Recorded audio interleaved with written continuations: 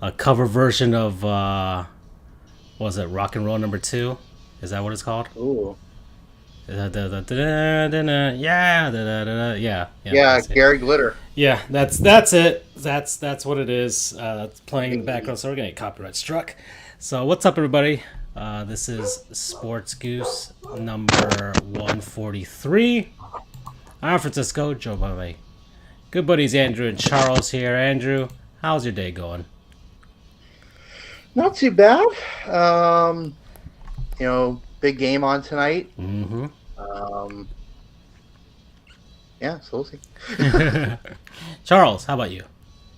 I'm alive. Yeah, that's what we all strive to be. It's hard on some days. Today was hard for me. I don't know. I felt, I don't know. Maybe it's the weather outside. It's very gloomy out here. Really? Maybe. I just want to know why. I have to start. I got to go join Catholicism and do absolution because I would not survive hell if it is actually as hot as they say it is. Because your boy be sweating. Your boys be sweating so much, I feel like a Gatorade commercial. I feel like Brock Lesnar just hyping up a match with all the sweat coming in. It is just ridiculous. I hate Florida, but yet I can't move anywhere else because I'm too lazy to go take the bar exam elsewhere. Yeah, that's kind of my feeling too. I don't want to take the bar anywhere, ever again.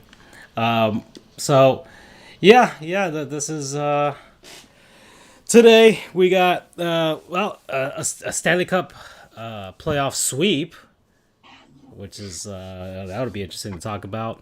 And it won't be us. And then we got the NBA Finals. That's happening. And then we got baseball. There's a few things, some personnel changes in baseball that we'll talk about, and of course we'll go on to the AFC handsomest coaches, and Charles will crown the handsomest coach in the NFL, who will move on to the Final Four. Yeah, which I'll tell you now, sneak preview wise, AFC is gonna be, I think, easier to pick. Yeah. The NFC was full of hotties. That was all mid-30s guys that make me question my life choices. Yeah, and I sent you. I'd never heard Sean McVay really speak before, and if I did, it's been years ago. So I sent you a clip in the chat, and he's gonna be Sean McHottie over here because, whew, that gruff "I smoke like 6 marbles a day" voice. And then of course we got the cage at the end of the show, and at any point in time we could be taken into the Andrewverse.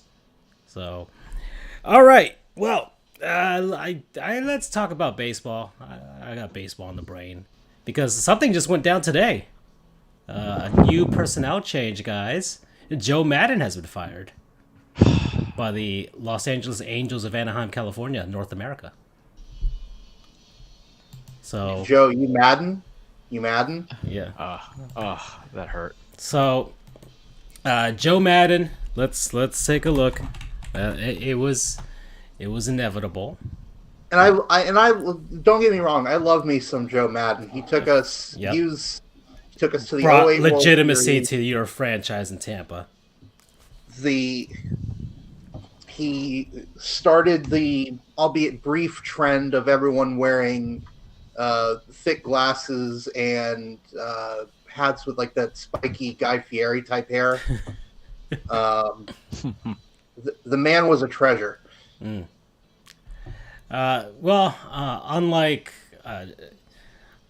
Guy Fieri, he's out of a job. So I mean, Joe Madden is done. He won a World Series with Chicago.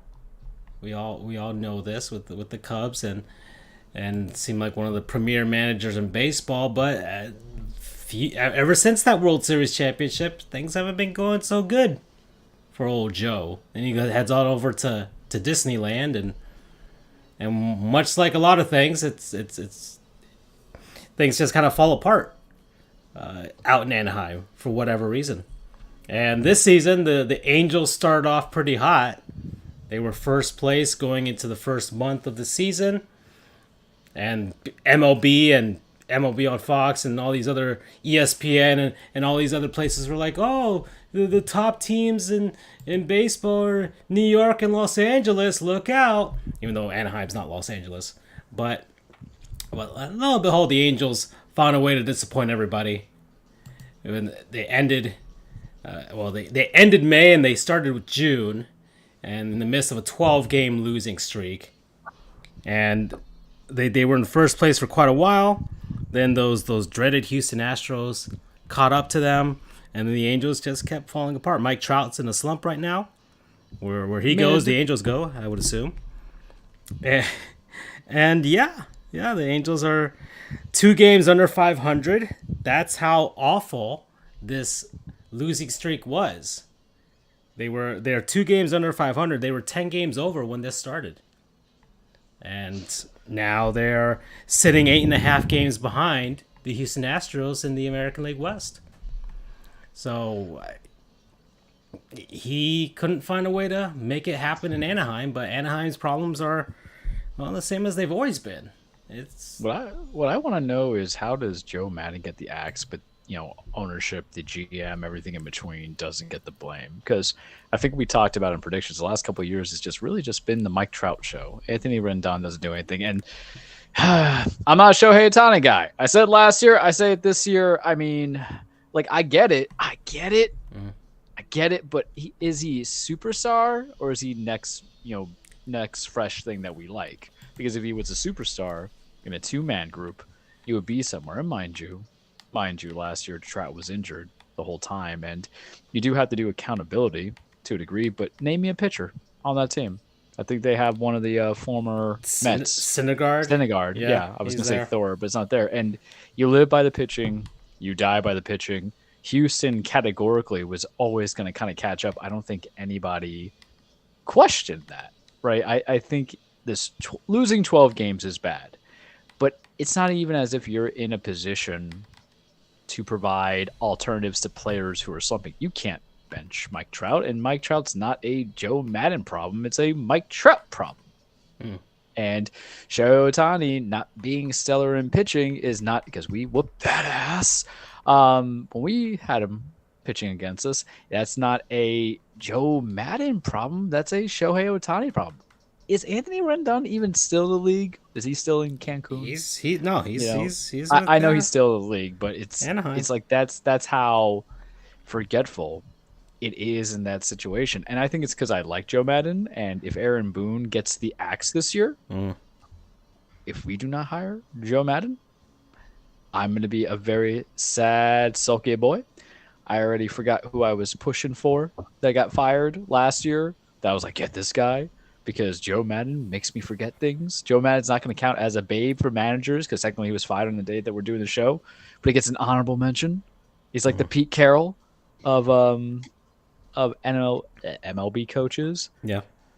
I remember what I wanted. I wanted the guy who managed the White Sox that year where they were actually good, as opposed to Tony La Russa. Rick Renteria, thank you. Yeah. That's still on the back burner because I don't know if Aaron Boone survives the season. We'll see. But Joe Maddon, I mean, he's going to get picked up if he wants to get picked up. He's 68. I don't know how much longer he wants to go. I think he would want to go. Would you want to go small market, or would you want to just go to another big league team? Because if a certain Dodger coach is fired for making predictions, then Joe Maddon can actually be an LA guy. I'm saying it right now. You fire Dave Roberts, you hire Joe Maddon. It might even be a better option. I think Joe Maddon, and maybe it's maybe someplace with less pressure, and maybe he won in Chicago though, so I know all the pressure in the world. I know he won in Chicago. Well, hold on there, mister. Oh, okay, here we go. Oh, we have a contrarian here. Mm-hmm. Yeah, hold on there. They didn't win in like 116 years or something. Yeah, we're talking fan bases though. I mean, like the Yankees haven't won in 12 years, and we're still one of the most pain in the ass fan bases that need a personality. I mean, handle it. Yes, but what was it? The closest they had been prior to that year was 2003. Yeah, closest. Yeah, they were to the World Series, just to the World Series, not even win the thing. But just right. to they the still, World Series. In that interim, have spent so much money. Carlos Zambrano, that's all I got to say. Well, Carlos Zambrano wasn't on that team. No, I'm not talking about 2003. I'm talking about like pressure points. If you're talking about not coming close, but I think Wrigley and Chicago is definitely a very high market, big pressure, anything, fan base, media, what have you. Probably nowadays, I'm sure they I weren't. think it is. I think it is now. Like, let me. I'm going to use UCF as an analogy, for Oh instance. my god! It's what I know. It's what I know. No, I know it's what you know, but you know how you sent me that thing about logical fallacies, and I'm taking that cigarette drag, roping in UCF to Chicago Cubs. Okay, is a fine. big You want me to stretch. use the Tampa Bay Rays? Who? The Montreal Rays? Oh, no. Just give me you what want you me to got. use Tampa Bay Lightning. Just give me what you got for a pork chop. Use okay. So example. So when the Lightning were an expansion team and they were doing fuck all, there wasn't a lot of expectation for the head coach. But once, and hell, even going in through 2008, 2009, 2010, that's the years that we picked up Hedman, Stamkos. Like, the head coach at that point, we weren't really pressuring him a lot. The pressure really kind of started to build once we made to the Eastern Conference Final in 2011. But then we kind of fell off briefly after that, so there weren't a lot of expectations. Then we had a brief blip in 2015 where we made it to the final. Then we kind of fell relatively-ish back down again. But now that John Cooper's won 2 Stanley Cups, the pressure is being ratcheted up. I can't tell you how many doomers and gloomers this regular season, when we went on a relatively, this year was bad. And I'm using major sarcastic air quotes there, that, we didn't come second in our conference. In our division, we were third in our division. We're going to go the whole playoffs without home ice advantage. Oh my God, how terrible. There were people calling for his job. Prior to that, they were only really calling for the head coach's job once they were going on these really long losing streaks, like Guy Boucher, Rick Tocchet, John Tortorella, even though he did win a Stanley Cup in 2004, but eventually people got fed up. I don't really see that happening a lot with the Cubs. So I think you're taking into winning and the pressures of winning to the environment versus the overall everything, the legacy, the established, because even though they hadn't won for 116 years, no offense to your Tampa Bay Rays, a team that hasn't won for 116 years were probably more important than when you guys won in 2008? That's the market. That's the media. That's the presence. That's the big agent signings. They've also had big name managers that they kind of gone for. Aside from Madden, they were going for Sweet Lou. You had players in there, this whole construct. And when we talk about projects, we talk about how people love baseball in Chicago. I would say the Cubs became one of those teams where it's like they're trying to actually get, like, once 2000, like after like the turn of the millennium, and they're realizing like, okay, we better start actually trying to win this thing. Like the Red Sox are trying, and then the Red Sox win it, and then after that, like, everybody's eyes all jolted to the Cubs, and then it was like, who's gonna try? And like, it was Dusty Baker. Then you said Lou Piniella, and then Rick Renteria was there when the Cubs were when they were tanking and they were developing those guys like Chris Bryant and all those guys, and then they went for the big splash with Joe Madden as the John manager. Lester and John Lester signed and all, and then like that's when the Cubs finally became a team that was had expectations, just like when you go out and play Splitgate and you know you're the best player on your squad and you have expectations to perform. And so the same thing for Joe Madden. I'm sure he's got plenty of time to play Splitgate right now. And he has a body of work that it's not as if, and we talked about it in the past seasons where baseball could be that sport where you're under 500 as a manager and it's all for not, right? Like Tom Mattingly could still get a managing job. It'd be perfectly fine once he eventually does get fired at the end of the season. But pressure points, I guess, to bring it back to my original point itself, is that Madden will find work quickly. He might want to do small market, but I don't know how long he wants to wait, not have guys go at his age, because he was in Tampa for how long? 9 years? Something around that? Something around that. Yeah, he was there for a while. He went straight from Tampa to Chicago. And I think the issue with Chicago is he didn't want to do the rebuild. Yeah. Because they were like, hey, we have an ass load of money. They won, then they had like 2 or 3 more years of actual contention, and then like they're like, oh, we're blowing it up. Yeah, well, they just don't want to pay cash, and that's the problem with that's also, you know, that's probably like an argument against like the Cubs situation, is that the owners still are pretty cheap. When like they're not spending like the Red Sox or the Yankees or the Dodgers, even though they could. They definitely could. They have the brand and the team to the ballpark and all that stuff to do all that stuff. They also have the media rights, I think, with the Yankees equivalent. Yes, I forgot what it's called. Pretty good. I think they even have like their own channel and stuff like that. And then, but they're probably money. Yeah, and they're probably going to be like, oh well, we spent all the money renovating Wrigley Field, and that's probably their excuse right now, more than anything. Oh, the team's not going to win. We'll spend a ton of money on Wrigley Field. But I mean, as far as Joe Madden, I think he's going to find a job. But I don't know if he wants. Maybe he goes back to basics and goes someplace that will develop that he can develop a team into winning, or maybe a team that's like long time hasn't had like any sort of like turnaround in the stuff. I mean, Philly. Well, that's what I was gonna go to, because Philly's vacancy is open. And he's much more of a player's coach manager. Joe Girardi. I guess you could have that versus Joe. Joe Girardi is also fired. That's something that I was gonna mention there. So, you know what? While we're here, Joe Girardi got fired. So that's by the Phillies. He never had a winning record with them at any point, and then the Phillies got off to a 4-game winning streak afterwards. So that's I just want to mention something ironic really quick. Yeah, go ahead. Coincidental, I should say. So I'm playing Road to the Show right now in MLB 21. My player is in the majors playing for the Phillies, and this current series we're playing is in Chicago at Wrigley Field. Oh, okay. Well, I thought you were going to mention a different bit of irony, which was that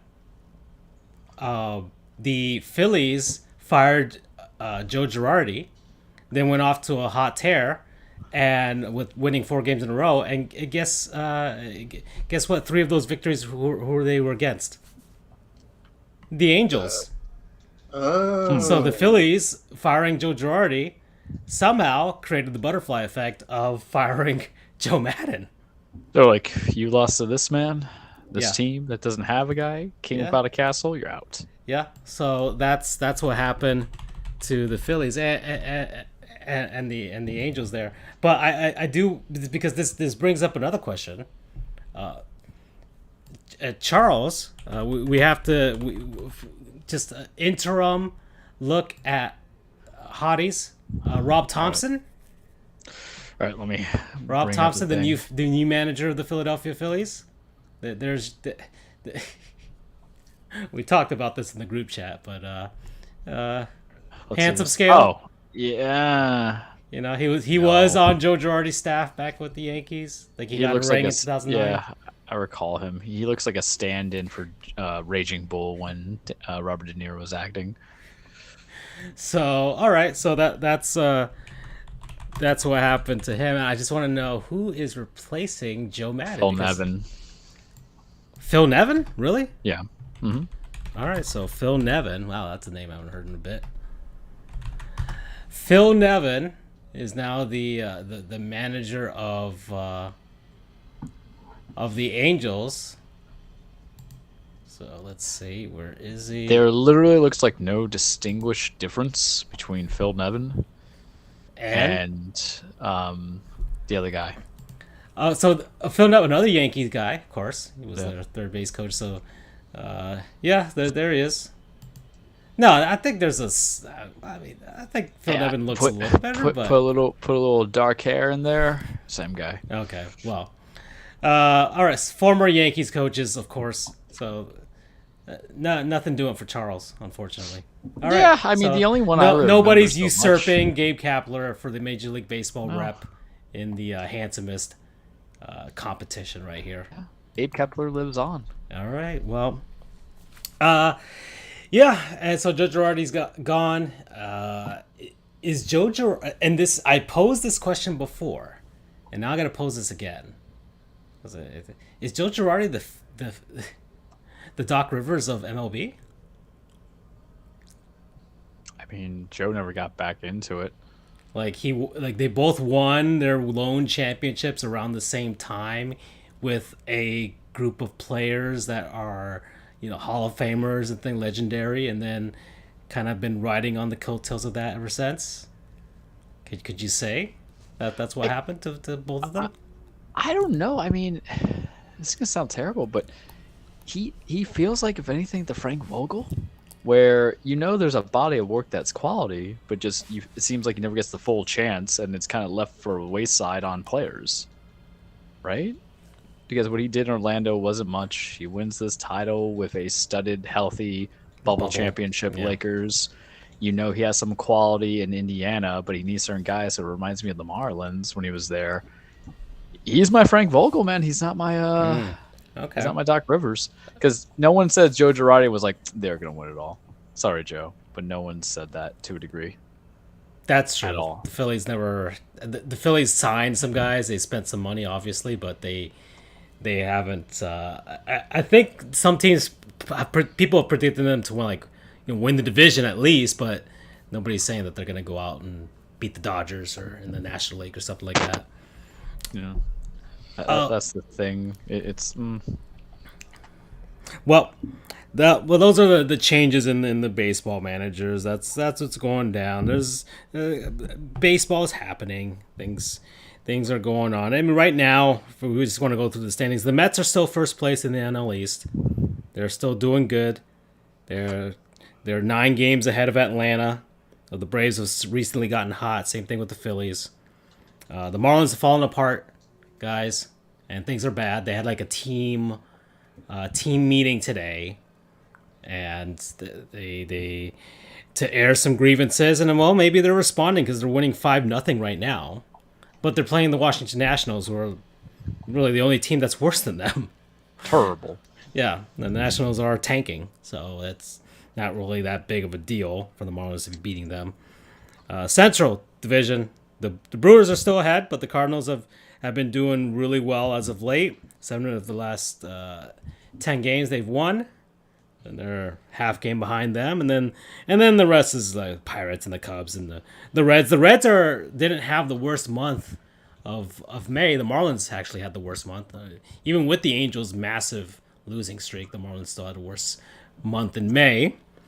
And the Reds have I guess evened out a bit. They're still an awful team. They're still but they're no longer the worst team in baseball. It looked like they were gonna get to historic levels after April, but they're gonna lose 100 games, but they're not gonna lose 120 games. You see, so there's not big of a difference there. And Dodgers are in first place in the West. The Fraud Rays are 2.5 games behind, and then the Giants are kind of hanging back 5.5 games, and then the Diamondbacks, and then the one of the most fraudulent teams of April, the Colorado Rockies, are in last place now. So they've fallen back down to earth there. Then you got your American League East, the Yankees, hot streak right now, 6-game winning streak. Hot streak? Streak? What's past marathon? Because marathons are long and they feel like they're never ending. Sign me up, because we're gonna fold in July. Okay. They're 7 games ahead of the Blue Jays. The Rays are behind as well. But both those teams have winning records. The Red Sox have they've won 5 games in a row. They're now back 1 game above 500. Must have found a new way to cheat. And then the Orioles are the Orioles. It doesn't matter how large and far away their left field wall is. They're still last place. But they're a funner team, or a more fun team. Yeah, they're getting there. They're still in this rebuild. There's a lot of teams that are in this perpetual rebuilds. The Orioles, the Marlins, the Royals. The Twins are in first place in the Central, which I still maintain is still a toss-up. I don't care what, because the Indians are only 4 games back. Or gosh, the Guardians. Sheesh. The Guardians. They're 4 games back. And then the White Sox are 5 games back, so it's not that big of a difference. It's still anybody's division. I have a question for you guys. Yeah. Well, first question, I guess. So 2 pro North American teams have changed their names. The 21-22. This year, actually, yeah. Yeah, this year was. Yeah, so you've got the Cleveland going to the Guardians, and you've got Washington going to the Commanders, or as a lot of people are starting to call them, the Commies, which I think is fantastic. So my question to you is, this is kind of an aside, but which is the better name change? Guardians. No, I don't hate Commanders. I think everybody blew up because they got on that whole, can I say this, right wing wokeness where they think PC is the death of us all, even though this nation is kind of known for slaughtering Native Americans. Just saying, when they were Redskins. But I like Guardians just because it sounds fine. But the problem is it sounds more like it reminds me of like the Atlanta Thrashers, so it sounds more appropriate for hockey or Arena Football League. But I like it more than Commanders. I will say I like Guardians because it's very uncommon name. Commander's not bad either, but I think Commanders have a better brand logo set than Cleveland, because Cleveland's their logo is awful. I hate everything about their rebrand with like the logos. Like there's so many better examples of what they could do with the Guardians name. I know I personally wanted the Spiders, but we don't like spiders though in real life, so. But I mean, Spider-Man's popular right now. University of Richmond is the Spiders. Yeah, I don't care about the University of Richmond. Yeah, I don't like spiders. I don't like Spider-Man. He's not even really a spider. I remember being 6 years old, seeing him become like Spider. They could have went on that gravy train with the whole trying to like a connection to Spider-Man, like Toronto did with the Raptors, and it was all Jurassic Park, But I think the Commanders have a better logo set. I think it's cleaner. I think it works for them. The W and all that stuff. Logos, yes, but I'm not talking logos. I'm talking. I know, but I when I see the Guardians, I see their logo in my head, and it's a very amateurish looking logo. Oh yeah, I'm gonna tell you their logo set's a piece of trash. I don't know anybody who thought. I don't know. They rushed it. Whatever it was, they rushed it. They probably were trying to get something out the door for this season so they could start selling merch and all that stuff. And they couldn't wait to... They didn't want another year of Indians. And they didn't want to do like a year or maybe even 2 years more going like the Washington route of just being like the Cleveland baseball team or something. Right. Or just Cleveland. I will say this, though. I wish it was a little less hard edges and blocky, but I do like that they retained the script logo. Yeah. On their jerseys, because growing up, and again, this is when I'm like 5, 6, 7, and I don't really grasp the concept of racism like that. Mm-hmm. Like I always thought the Chief Wahoo looked kind of cute, but again, 5, 6, 7 years old, I just saw it as a cool looking logo. And you're thinking about those teams too, like the late '90s Cleveland teams, right? Kenny Lofton, stuff like that. That's cool. And I always loved that script logo on their jerseys, their primary. Oh yeah, no, their last set. I mean, as their final set of the Indians. Well, not the final one, but like the '90s era when they moved to Jacobs or whatever. That was Field, so Jacobs Field. clean. Like so clean. Yeah, those were like that was a very if you like that '97 World Series was a very '90s World Series. But they look good. Both teams look good.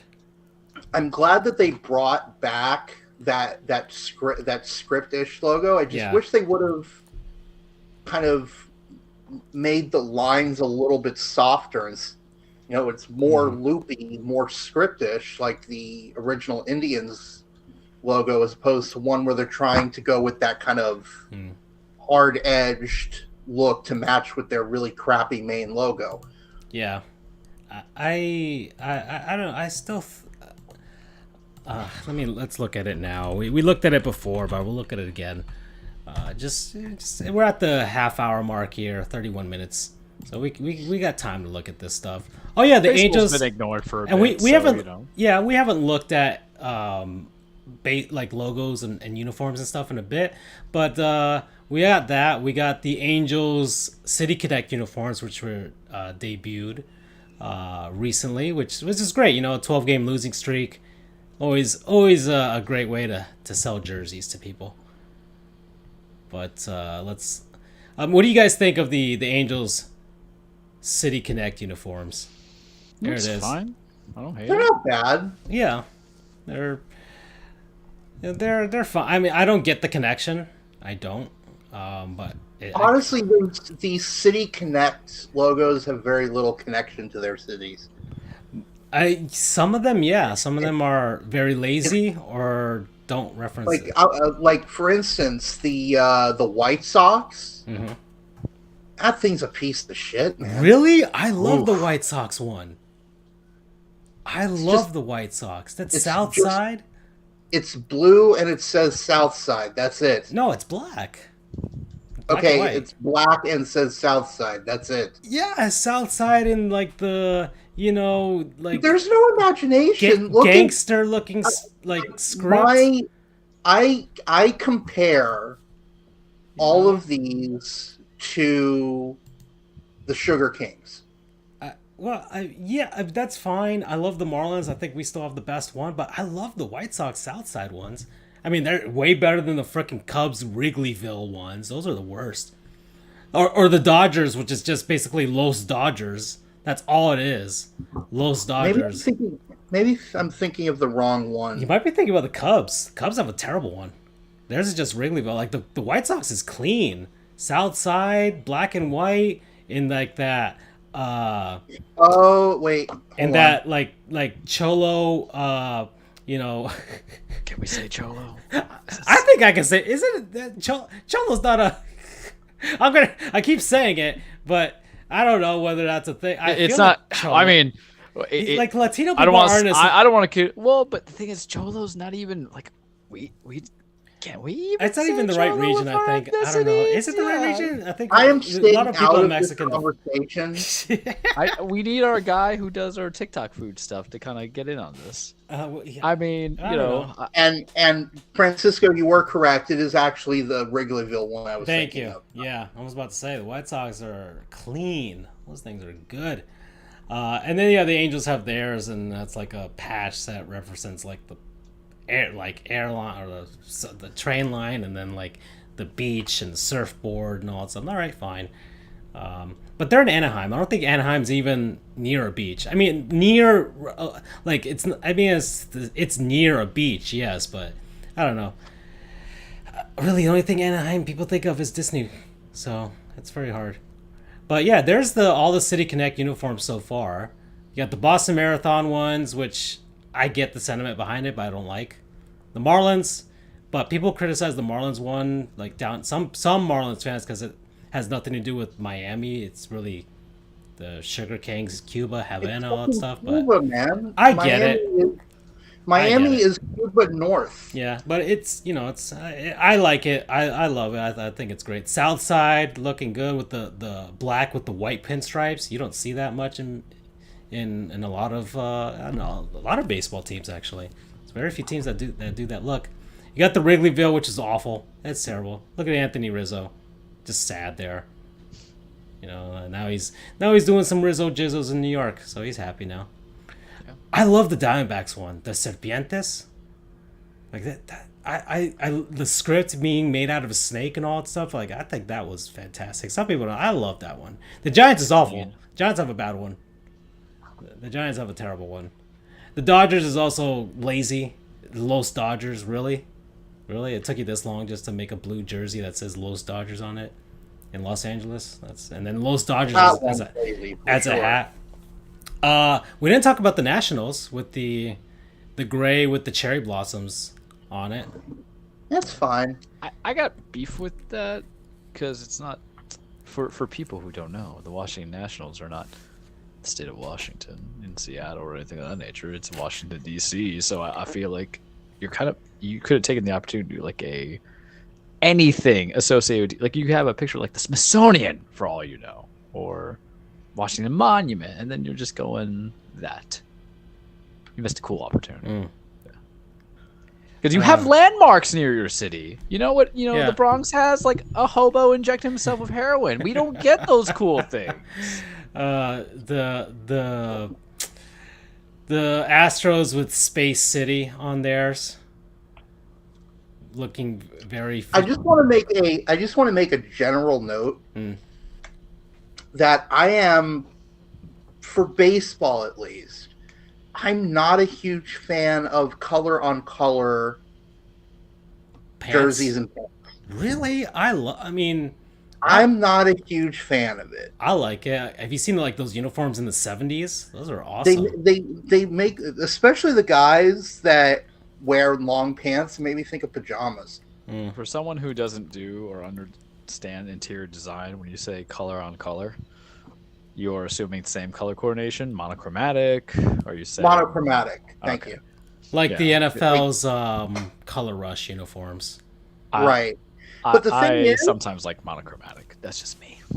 But see, the thing though is, for some reason it works in football, and for some reason well. Are you sure? There's some college baseball teams that make that thing work, right? And minor league teams too. Some. And by the way, when I'm saying color on color, I'm not talking about white on white or cream on cream. That's exempt. I don't really consider white a color in that regard. Although white pants in hockey do not belong. The Los Angeles Kings tried it a couple of seasons ago for their stadium series. It just did not look right. Yeah. But anyway, I feel like baseball could do more with like full. They just have to. They can't be like the stuff from like the 70s. If you look at some of those look pretty awesome. Even the powder blue stuff, all powder blue. Like I don't know. I like it. But yeah, the Astros. It's not bad. It's not a bad one. And I kind of, while we're on the topic of baseball, I think I might have an Andrew-verse. Where are we going? Do you have it now, or are you going to formulate it? Yeah, we're ready? I've got it. All right, let's go. So, what made me think about this, and don't ask me how or why this popped into my head, but when you were talking briefly about the Nationals tanking, I was wondering what kind of a player would they need if they got the number one pick. And I mistakenly thought that they would get the number one pick in this draft, but no, that's actually the Orioles. It's weird. This is the only league that does their draft in the middle of the season. Yeah. So I get confused sometimes, kind of like how they say that they say it's your 2022 taxes, but in reality it's for things you made in 2021. You're getting audited, motherfuckers. And that's how I feel about the draft itself. So I appreciate Andrew bringing that in. So what what struck me, what's driving me crazy, and I kind of went down the rabbit hole here, is the consensus number one pick is Drew Jones. Okay. He's related to. He's the son of Andrew Jones. Oh, okay. With the E, not the E. Yep. And it fucking blows my mind that we're seeing kids of players that I grew up with. Dude, Jack all of a Leiter's sudden kid, they're and, playing. or John Leiter, and then Al Leiter. Yeah. or Al. I'm thinking Jack Leiter's the kid's name, Yeah. and then Kumar Rocker, and then Yep. we have Vladdy, and then Fernando. Congratulations, you fuck old now, buddy. Well, listen here. Listen. I know I'm fuck old now. I'm 30, but it's just weird. I know this has been going on forever. Like, I'm looking at the Wikipedia article of second and third generation baseball players. But like, you know, you've got Sandy Alomar Sr. I didn't see him play, obviously, but I did see Roberto and Sandy Jr. play. So if their sons start playing, it's going to drive me insane. Or like freaking Steve Bedrosian has Cam. I didn't even know that Cody Bellinger's father played in the majors. Yeah. But then you've got Bo Bichette, Kevin Biggio, Michael Brantley's father played in the majors? Okay. Drew Butera, I didn't know that. Mike Cameron's son is in the majors? Are you serious? Does Ken Griffey Jr. have any children that we don't know about? Just He has a prepare kid for named that. Trey, but he played college football at Arizona. I mean, to be fair, that is not footsteps you want to follow or even attempt to follow, so I don't blame the kid. Right. Like Cody Clemens just started, made his debut last week, I think. Yep. The Crone brothers' father, I didn't know that. Let's see. Yeah, I'm going down the list here. I didn't know that I didn't even know Robinson Cano's dad played. No, I didn't know that. Or like D. Strange Gordon and Nick Gordon, their father. Yeah, I knew that one. I mean, I wouldn't it's not necessarily surprising, though, in the sum of all things, because Well, I know that. I mean, Pudge Rodriguez's son. we just don't is a know pitcher. these players. Pudge I Rodriguez's mean- son is with the Giants. He's a pitcher. right. But it like when I heard that Fernando Tatis Jr. was playing, was coming up, I'm like, what the fuck? Because I saw his father playing in the minors. Mm. He used to be in the Texas Rangers system, so he went through Double-A in Tulsa. I didn't know Rob Nen's dad played baseball. Damn. Phil Nevin's his son is Tyler Nevin. He's with the Orioles. He made his debut last season. Do you think when Phil Nevin and then his son are at the Thanksgiving and then there's one too many, then Phil's just kind of like, you think you beat your old man, huh? Takes his shirt off. Let's go right now. You have to, because it's different with siblings. Because I think you have a friendly sibling rivalry, but he might beat my son, but I gotta get that paycheck. I want to get that. And then this is going to drive me. This drove me insane too. Matt Holliday's son is draft eligible. Mm. Like, That's it was yesterday that I swear it was yesterday that he scored the game-winning runs in Game 163 for the Colorado Rockies. Although he missed the plate with his hand, but No that's replay. No replay back then. That's 15 years ago, apparently, but it still feels like it's yesterday. And now his son is draft eligible. Mm. It's like, what the hell is going on? Apparently his son, I'm looking at a picture, his son was a little kid who was putting his fingers in his mouth during the... I feel like this version of Andrew is Clint Eastwood's character in that one movie where he's a scout. Control the curve. No, this Andrew is now Pepperidge Farm Andrew. Sitting there drinking Arnold Palmer, but it's not Arnold Palmer in the can. It's Arnold Palmer specially made. Rocking back and forth, thinking, these baseball players don't got no idea who to be. My day, you could have a pitcher who would go through all the 9 innings, not be there for 4 innings. I feel like that sometimes. Mr. Andrew remembers when, Rollins had the best baseball and gloves out there. They even make a mighty fine wallet, you young gents, with your little clips on your payphones on your Apple. Yeah, I feel like that sometimes, I'm being honest. But here's something crazy. I'm still going further down the list. Oh, boy. Now we're talking into third generation. Yeah.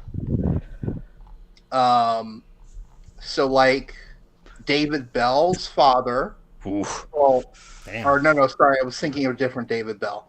Well, obviously the Boone brothers had Bob, you had Ray, then Bob, then Aaron and Brett. The Hairstones. I didn't realize that the Hairston brothers' grandfather played. Mm-hmm. I just knew that their father played, and apparently their uncle played too. And then here's where it gets really interesting. Now they go into their parent played in another top flight league that wasn't Major League Baseball.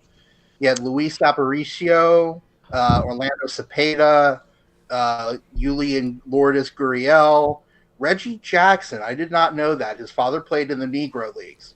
Boys, I have to pause this real quick for a big announcement.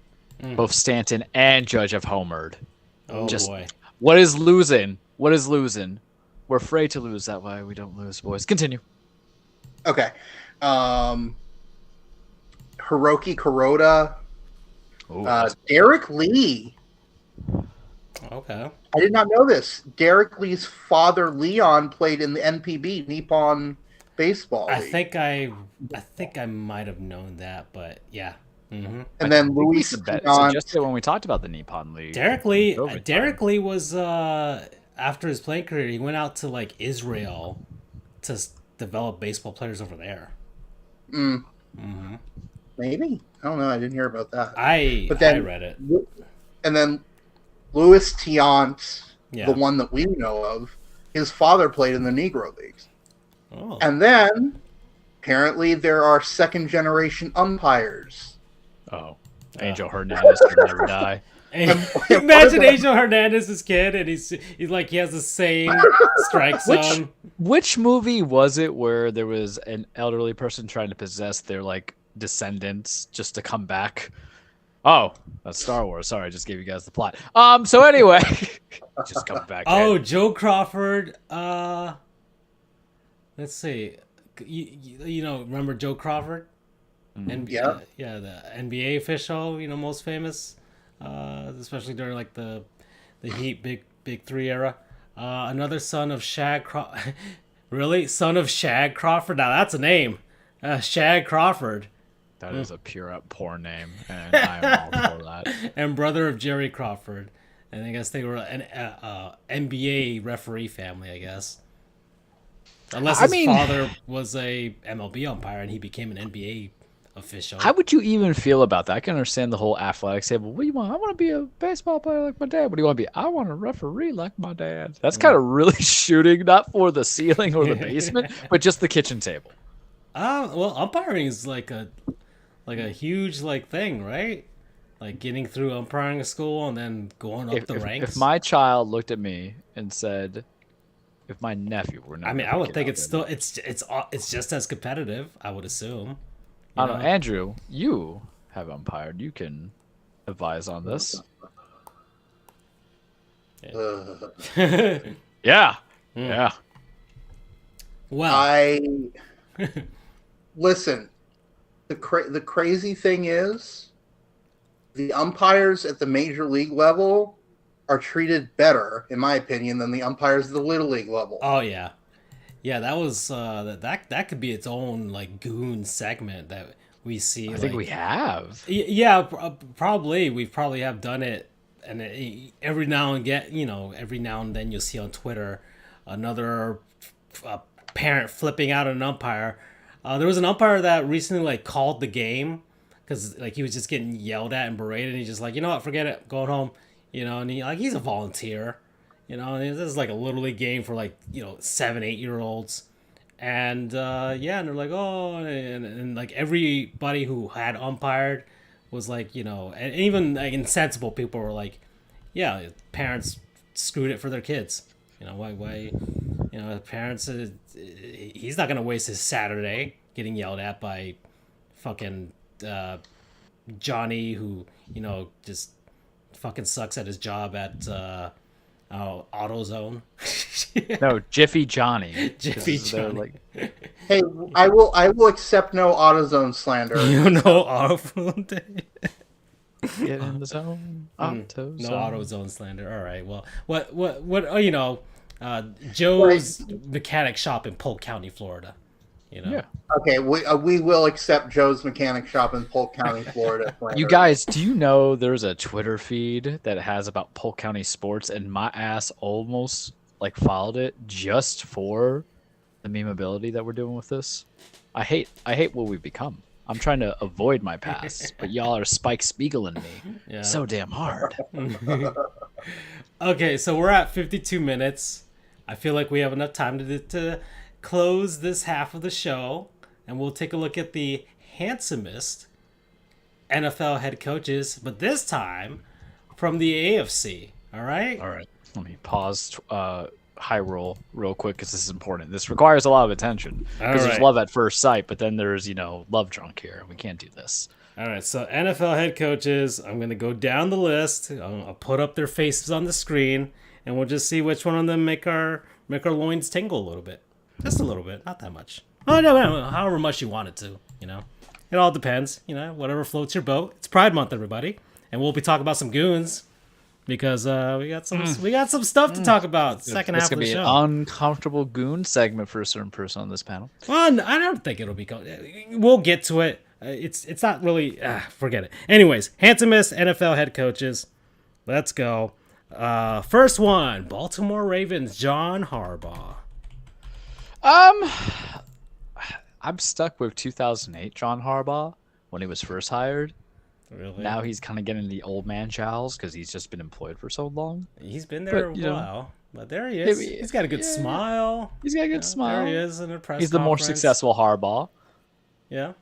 I feel like he would buy me extra things because of who his brother is. Okay. That's true. Seems like the other Harbaugh is a little more outgoing, Well, yeah. All right, so yay, nay, handsome, not handsome? I'll say handsome. All right, so there we go. So, question, I have an additional question or a side question. All right. Jim or John? Well, we only date winners here. Jim ain't no winner. All right. So next, Buffalo Bills, Sean McDermott. Let's get him on the screen. Let's get him on the screen there. Let's get him on the screen. All right. Because, I have the images of it. I know the coach is a little bit more. There he is. Lost the hair already. It's kind of like a roided out. He's kind of who's his name just escapes me now because it's broken. But like Bill Burr's cousin or something. Oh, you're I'm trying to say this for the joke. Who was the damn Florida senator defrauded everybody? Florida senator. Which one? Oh, the bald one, looking like Voldemort. Fucking Rick Scott? Yeah, Rick Scott. Skeletor. I knew it was Rick. I just want Scott because I was gonna say this. He looks like a roided out Rick Scott. Okay, I can't do it. All right. I can see that. More face fleshed in. Okay. All right. Next, Zach Taylor, Cincinnati. You got me thinking what Rick Scott's doing as I'm gonna Google stats right. Don't. All right, Zach Taylor. I forgot he was a junior senator. He looks goofy. Yeah. He's got like that boyish charm. There he is. A little better Guy now. doesn't look like he says no to a Trying cheeseburger. to see if I can find him in a suit. There he is yelling. You know what? No. No. No. It's the face. There he is next to. There's him next to Sean McVay. No. So. No. He literally looks like moral. You're gonna laugh if you've seen the show. He looks like Moral Oral, as if Oral grew up. And there's nothing you can do to change my mind. God, I haven't seen that show in forever, and man, is that a messed up show. Truth hurts. Next, Kevin Stefanski, Cleveland. Maybe. Let's get a good image in here. All right, so Kevin... My Google searches, man, are gonna be so weird from now on. Here we go. Cleveland Browns. There he is, all dappered up in the suit. I think he would look better without the facial hair because he's got let's some see. strong ass cheekbones. Yeah, he but I don't know does. if that's the angle or not. It might Because be if the you look on angle. that, if you look at that front view, he kind of looks. Maybe better profile from the side. Let's see. Yeah, well, you know, I we mean, all have that good angle. We all have that good he angle. takes care of you the know beard. What? You know, he's got the. You can tell. But it's not a good beard. Listen, we'll say he's handsome. We'll say he's handsome. All right, I'm trying to find him clean shaven, but apparently not. Yeah, well, you know. Doesn't have any. Here's the Minnesota. No, all right. Okay, all right. So we'll move on. We'll move on from here. Nathaniel Hackett, Denver I don't know Broncos. what Daniel Hackett looks like this overhyped man who Denver had to hire. Mm-hmm. So there he is.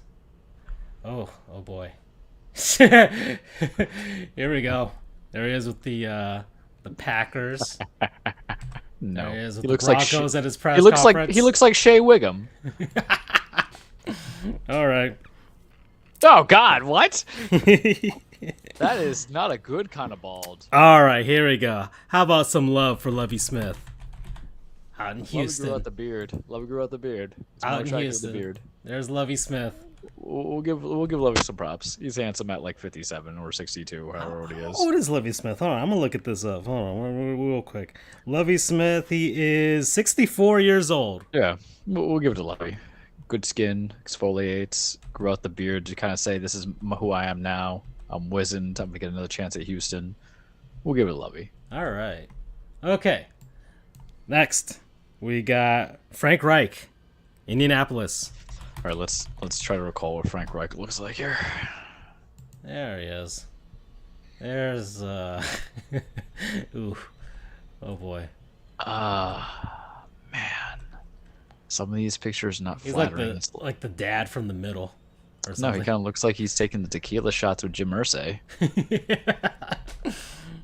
Probably. That's probably how he got hired. Given the way the Colts operate. He just sat down in the bar and everybody. when they It's not ordered just the tequila, by the way. It's also the Coke. Well, listen, allegations are allegations, but you know, I don't think those are allegations. well, according to Jim Irsay and everything, Frank Reich just goes and says, "Yeah, let me get some Don Julio instead of that 1800 trash," and then Jim Irsay's like, "You're my guy." All right. Well, fine. We'll move on. He was handsome back in the day, though. Oh, there it is. Yeah, when he was younger. All right. So next we've got Doug Peterson, Jacksonville. Oh hell no. Doug Peterson rocking a goofy ass haircut. No. You don't like. I mean, bring it up so I could just show it to you. Of course I know, but you know, there he is. Like, get to the one where he doesn't have a hat on. Oh, let me see. Down the middle. This one right here, like at the draft or the combine. Yeah. Yeah. He's a goofy That's looking goofy. dude. That's goofy. Yeah. He kind of looks like somebody who says, "Draw me John Madden from Thought," and then they came out with Doug Peterson. All right. Next, we've got Andy Reid. I love Andy Reid, but Andy Reid is not our cup of Come tea. on. Andy Reid is the guy that you hope finds okay. Andy Reid, I hate to say this, is Ralph Wiggum, where you know that episode where Lisa goes, "It's like I like you." that was Andy Reid. Must have been in elementary school coming into it, but we love Big Red. You know, you're gonna He'll feed me. He'll feed me. Oh, I'm about to say you're going to get some great barbecue out in Kansas City with Andy Reid. Sometimes beauty is in the eye of the beholder, and you have to look past skin deep. And Big Red gets my heart sometimes. All right, so that's Andy Reid. Next, we've got Andy Reid's that guy who goes, "Let's just order 50 chicken wings at 25," and I'm like, suddenly. Next, Josh McDaniels, Las Vegas. The can I say certain things without like getting attacked as being like reverse racism or anything? Ooh. Josh McDaniels is a type for a particular kind of woman and man. Josh McDaniels is not my type, and that's all I'm gonna say. All right. Okay. Yeah, no, and he put on that weight. Yeah. Yeah, they on this Wikipedia article they got like the good picture of him from like back in 2017, and yeah. Yeah, they're Josh McDaniels. Josh McDaniels seems like that. If I try to walk away, he'll grab my arm real hard. I'm just saying that. I'm not alluding anything else. All right, next, Los Angeles Chargers, Brandon Staley. Oh, Brandon Staley's a beautiful guy. That heartfelt speech that he gave about the inclusivity and stuff like that from last season. There's Brandon Staley. Yeah, there you go. I mean, he's what you call the safe bet. He doesn't lift weights, but he's a safe bet. His favorite, Brandon Staley, the guy who wakes up and says, "I'm gonna do a 3-mile run before I go to work." Safe bet. Okay. He's the guy that you trust to at least take you to Chili's and not try anything weird after. Oh, here we go. How about Mike McDaniel, Miami? Oh man, he's fucking goofy. But there's a charming thing about him. Mike McDaniel makes me understand why people like Pete Davidson, if that makes sense whatsoever. Yeah, I can see. Yeah, it's the best way I can explain it to you. Yeah. All right. Okay. Let's go to how about a goodie, Bill Belichick. Listen, Bill Belichick's a winner. And I acknowledge that there's a confidence about it. You know, we've seen it. We're attorneys. We parade around. We see that young bolstery attorney, and then there's something about prominence and presence and not giving an F. Bill Belichick got it. He's got a cute dog. Yeah, let's take a look at his dog real quick. He pulling some. There's his dog Nike right there, huh? The real MVP of the 2020 NFL draft. Yeah, you know, he's just that taciturn that you think doesn't care. There's his dog when he was making the pick for the Patriots. So there he is right there. I mean, come on. At the 2021 draft, he brought his dog over. So yeah, there's Bill Belichick with Nike. All right. One of these days, we'll have to do a dogs of NFL head coaches. I mean, he's the only one I know of. That's true. We don't know all the other ones. Heck, it could say it's something. A cute ass dog. Yeah, it is. Next, Robert Saleh, Daddy, New York Jets. That's a handsome man, bro. There we go. Look at that. Now he's doing the bald right there. Yeah. He looks good bald. Like Nathaniel Hackett. Who's looking like he's about to send me to meet a necromancer. There you go. He's got that Joe Girardi vibe. Yeah. Robert Saleh's got that daddy mode going on. Unfortunately, he's not the ultimate daddy in the AFC. Oh, there he is. All right. There we go. Yeah. Next, we've got... here's another one. Mike Tomlin. Mike Tomlin is attractive? Because he looks like Omar Epps? Interesting. He does. Yeah. He keeps in shape. Bit. Yeah. Oh no, and he's loyal. Loyal to a degree. Yeah. Oh well, there he is. That wow, man, that was him when he was younger. Dear Lord. Yeah. No, it's the shades too, man. Yeah, and it's true. He's got style. All right, next we've got. Let's see. Oh, your boy, Mike Vrabel. The ultimate daddy. The man who out-daddies Robert Saleh. There he is. There he is there. With the stash. I mean, look, that's poise, that's confidence, that's intensity. Yeah. That's a guy who has, he knows how to have laughs and a couple of drinks. Deals with the wackiness that goes on in his house. Like, jacked up. Yeah. You know, he ain't going to let no punk talk to you at the bar. Mike Vrabel's the guy that says, all right, if you're out with that date with your family, and he's with you, and then someone else buys drinks because that's a typical young person move. He'll take the drinks, and then he'll beat your ass after. So Mike Vrabel, right. Hard energy. Okay, and let's see. I think that's it. That's it for the AFC. So Charles, Big Daddy V, really that's Big who Daddy it is. V. All right, so Mike for Vrabel. AFC. Oh, now we gotta choose. Mike Vrabel versus Sean it's McVay. It's Sean McVay. All right, Sean McVay. He goes on. He wins the Super Bowl, but that's not as good as being named Charles's handsomest head coach in the NFL right now. Oh, you said you were gonna also, yeah. Who's the ugliest head coach in your opinion in NFL history? So the ugliest head coach. You gotta give me a second, because I feel like this is going to. Let me just see how they looked at that time as opposed to aging. Right,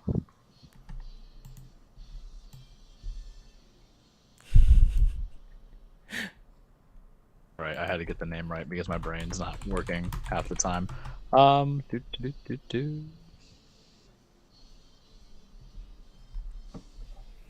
right, let me just verify.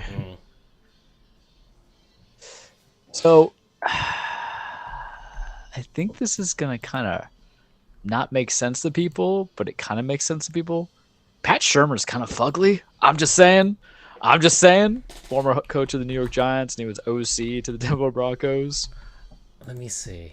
He might not be the ugliest in mankind history, but there's just qualities that aren't for me. Mind you, this is on my preferences. Maybe a little bit Francisco's. He's a goofy looking dude. Yeah, it's kind of like. Yeah, well, that's the old ones. You got to go into more modern times now. Nothing ain't hidden right. He might not be the ugliest. Technically, Al Davis was a coach, so you can definitely throw Al Davis in there. In that sense, I want to think of like a current one that got fired because everybody gets fired so much. I don't see a in the single NFL. photo of him smiling. Oh, there he is. Oh, he's got a goofy. Yeah. Okay. Honorable mention. Okay. Honorable mention. Norv Turner. Yeah, Norv Turner. Norv Turner is an honorable mention. Yeah. Yeah. He's just so far remote from the league that I don't want to use him. And then also Mike Shanahan as he got older. He kept turning red. Just kept getting redder. He became a tomato with good hair. Oh, yeah. He's got the hair. He's always had the hair. But okay. All right, so that's it. So that's where we're done with that. Let's go to a word from our non-sponsors, people, places, things, concepts, what have you, that we've been enjoying over the last week. Guys, I got one. I want to start. My non-sponsor is corn. Corn with a The K? band or the starch? The band. No, the starch. Corn with a C. Just corn. Just corn. I love corn. Corn is awesome. You can't digest it right. Huh? You know you can't digest it right. Oh, but maize, what do you want to call it? Just corn. I love corn. Is awesome. I love everything about it. You know, arepas are made out of corn. We do, and we love arepas. We fuck with that hard. Arepas made out of corn muffins, corn bread, roasted corn. All right, street corn. I love me some street corn. Mexican street corn. Exactly. You know, corn on the cob. Popcorn you cannot affiliate it with regular corn. I lump it in. I will lump it in. Popcorn, you know, caramel with butter, cheese, cheddar cheese, however you want. You white cheddar cheese, right? All kinds of versions. Just corn, man. Got, you know, corn oil, corn syrup. You know, it's corn pops. Gotta have my pops. Gotta have my pops. You know, murder some people over it for sure. And just corn, man. People don't appreciate corn enough. I'm gonna give it its due. I love me some corn, man. Yeah. There we go. Promo code. Damn it, man. I can't think of something. Loop back around to me. I'll figure something out.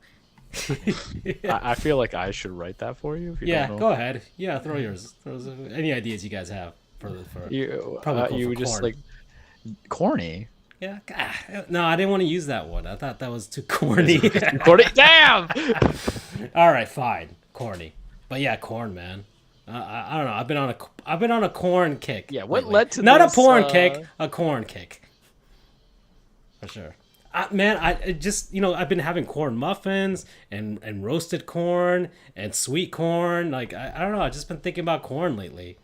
I'm kind of getting now that I have my baker's rack in my room. I'm like things are churning. I made arepas not too long ago. Like things are churning in my head as to what I want to like start cooking again. And it just corn was on my head. I just wanted corn, so that's why. So, all right, who's next? I can go Yeah. because I know I did last time.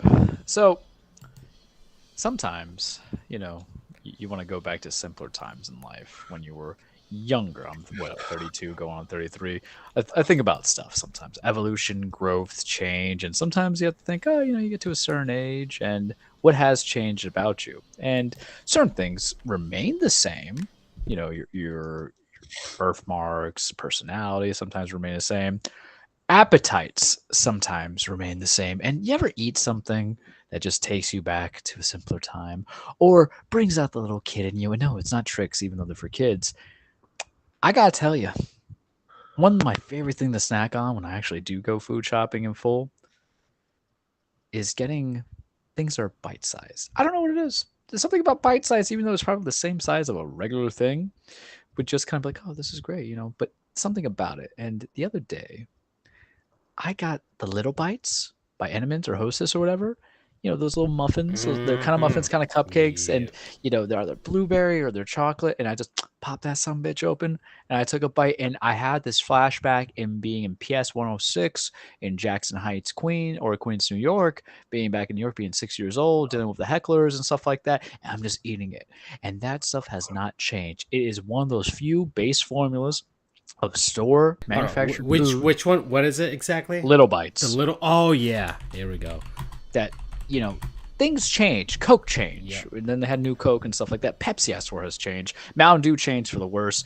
Little Bites has remained the same. They are the constant in your life that you need. That if you have a struggle and you got to run up that hill like Kate Bush, because forgive me, I don't watch Stranger Things, but I know that song's been on blast, and we are a slut for Kate Bush. I love those. Wuthering Heights, Babushka, get on that. Kate Bush, that's your shout out too. Running Up the Hill is such a good song. But for Little Bites, and there's so many different varieties. Do I want the blueberry? Do I want the chocolate chip? Do I want to get that flashback when I'm like 8 years old in Polk County? Do I want to get the reminder of who I am at 32, 33? I say, what's your little inner spirit from Charles back in the day doing? Little Bite centers me because it's delicious. My mouth's watering right now. I might go get some because it has that sweet kind of sticky flavor. The blueberry's good. The chocolate chip's good. And it's good with milk. Let's go with water. They have I want to drink some s'mores OJ, flavor? get it for breakfast. They have s'more flavors. I don't know if I want that, but I'm willing to try anything and everything because it might be a little bite. Strawberry yogurt. Ooh, that's a little sacrilegious. I I see haven't some seen Cookie that Crisp, one. though. But it might be bite-sized, but it's got a big effect on me. Get that sugar level going. Little midnight snack, man. You wanna go eat your granola bar? You go eat your granola bar. You guys with your weird shit that you like to do with the granola bars and Francisco's Big Blast. I don't judge you. Protein bars, go ahead and do them. They're gonna give you gas. Little Bites don't give you that gas. Little Bites don't leave you hungry for more of anything else. You're full. You're fed. Your soul is enriched and fulfilled. Get you some. Promo code nostalgia. They got recipes for these? Hold on. I gotta look at this. Hold on. Get inspired. Yeah, let's see what you guys got. I love you, but I don't know if you can replicate I just want to see what they've got. They're what like exactly dirt cheap too. Let's see. Little Bites. We've got Little Bites snack placemat. No. Oh, that's just making the freaking placemat out of the box and just never. I mean, and look at that. frame. You can entertain, a 32-year-old man or like a 6-year-old child. Blueberry Froyo Pops. Summer apple cinnamon surprise. Listen, it's getting to that time of the year where we need some cool stuff. Let's see. Little Bites funny face muffins. Breakfast sliders. Oh, breakfast sliders. Hold on a second. Hold up here. Are you telling me there's big size Little Bites? Hold on. Oh, no. They have a YouTube video for this where they teach you how to do it. My God. Oh, boy. Christ. Let's see. What does she do? It's 55 seconds long, so she's... she just cuts... Oh, no. She takes the muffin, she cuts it in half, and then stuffs it with... like strawberries or blueberries or whatever. I mean, I feel like that's sacrilegious for me and put any kind of additional flavoring on there. They A got jelly, a jam. jam. Yeah, they got jam in there. Yeah, that's what maple she's syrup. doing. Yeah, she's just sticking the fruits with the jam and just doing that. I see how You it know, is. sometimes we think that we I could just thought do things that we forgot to ask, why are we I doing thought it these was like, things? like breakfast sausage or stuff inside of it. I mean, I was about look, to go crazy.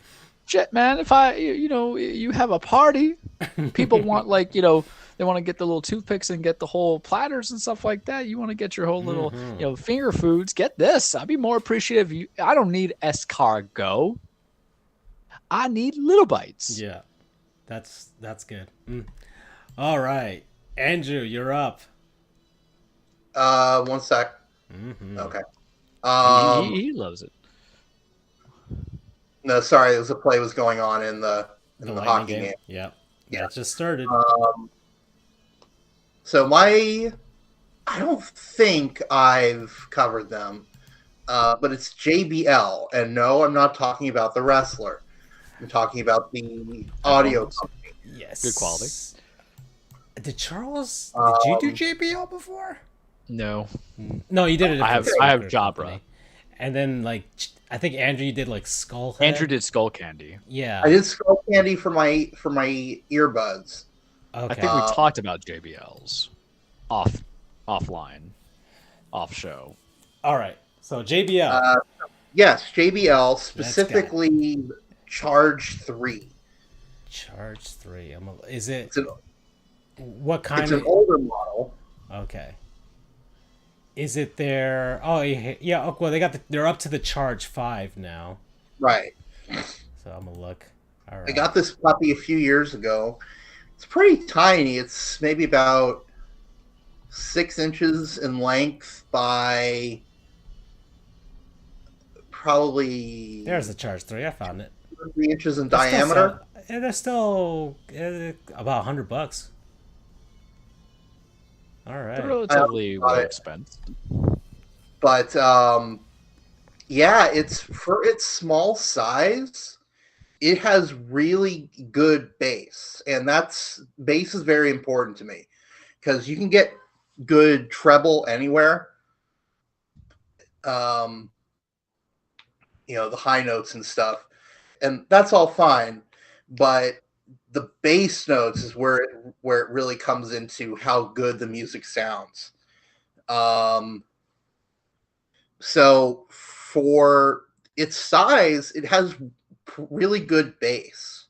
It's pretty easy to connect with your phone. What color done is by yours? Black. Okay. It's really easy to connect by Bluetooth. You can hear your calls through it as well. It'll take any sort of audio. I mean, it was more expensive when I got it. I don't remember when I got it. But yeah, it's still working great. I have to assume that the Charge 5 is better. I mean, unless JBL is like EA, where they're hey, Pat Maroon. Ugh. 1-0 Lightning with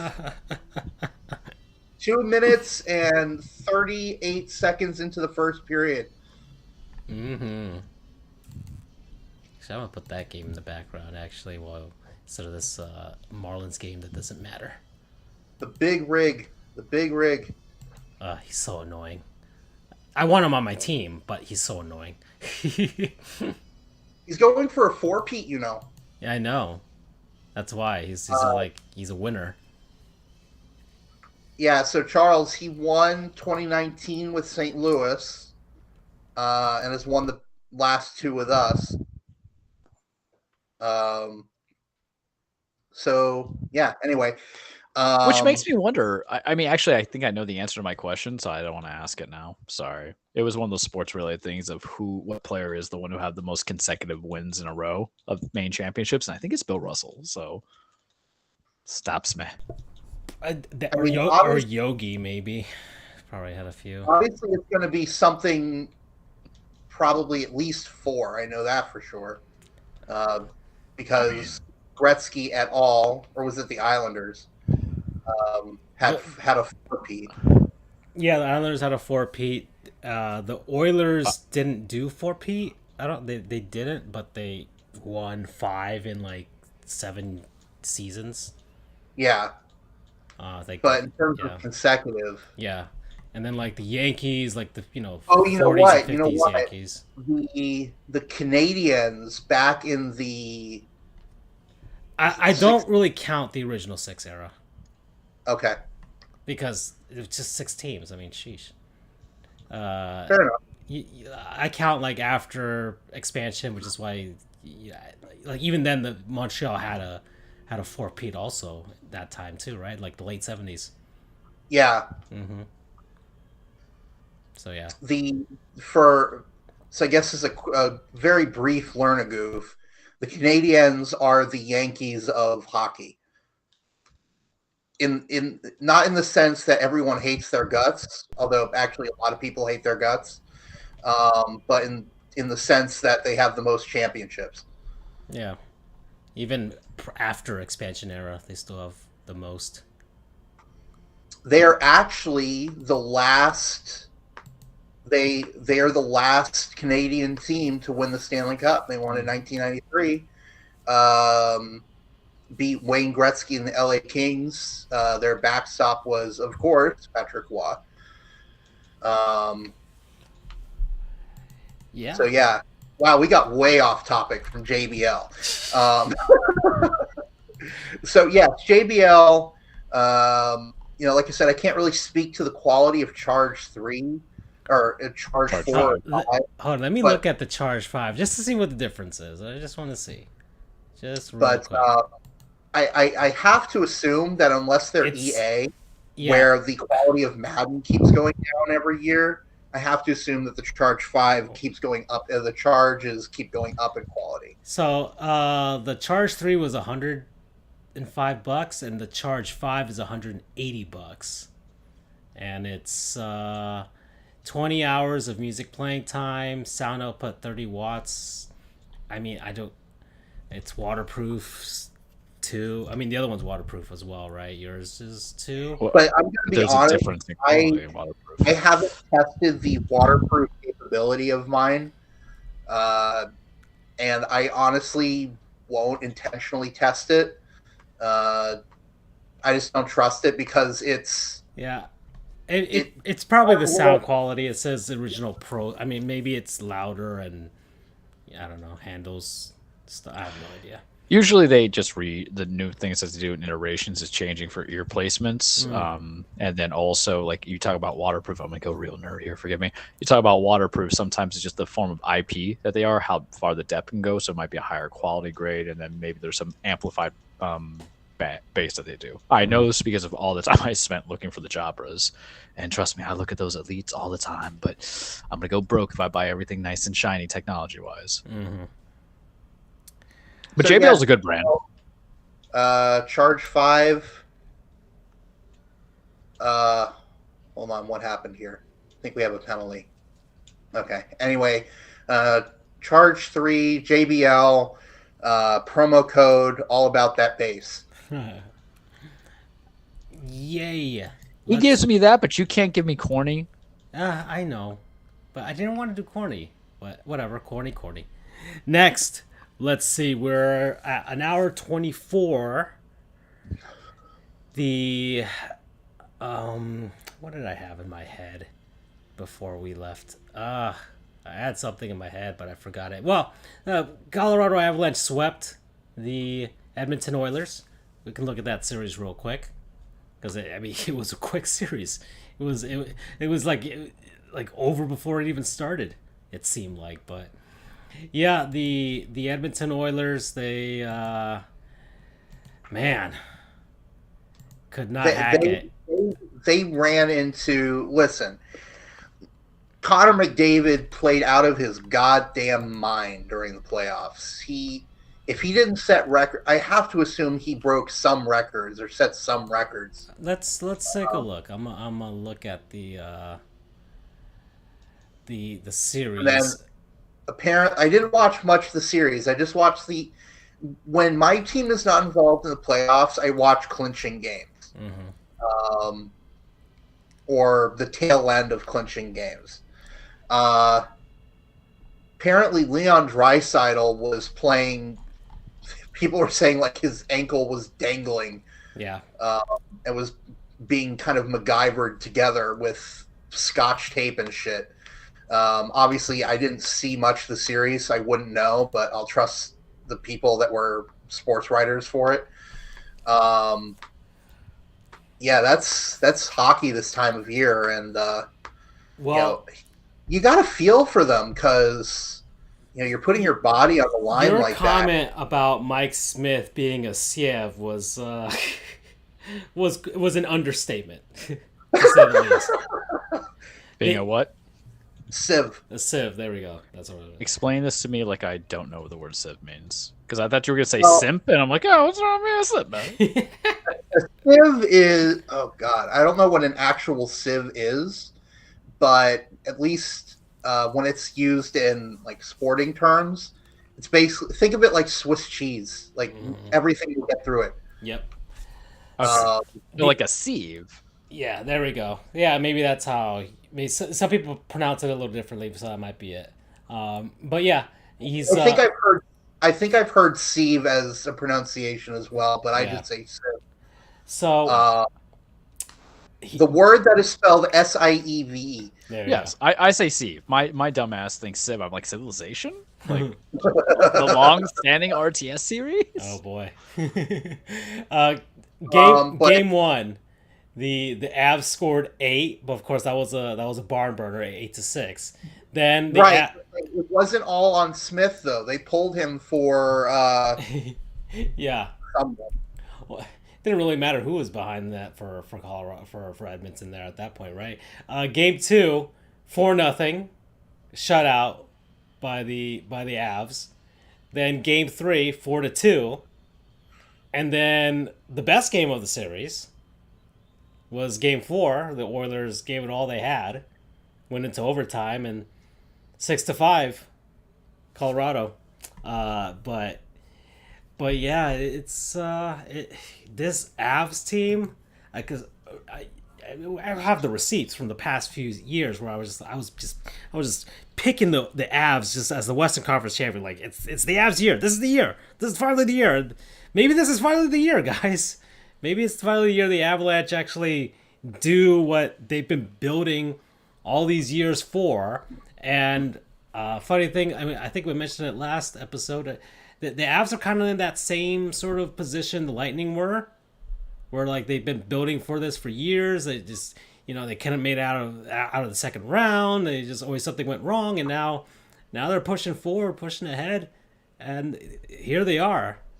Stanley Cup Finals again for the first time since 2001, when all those guys way back when won.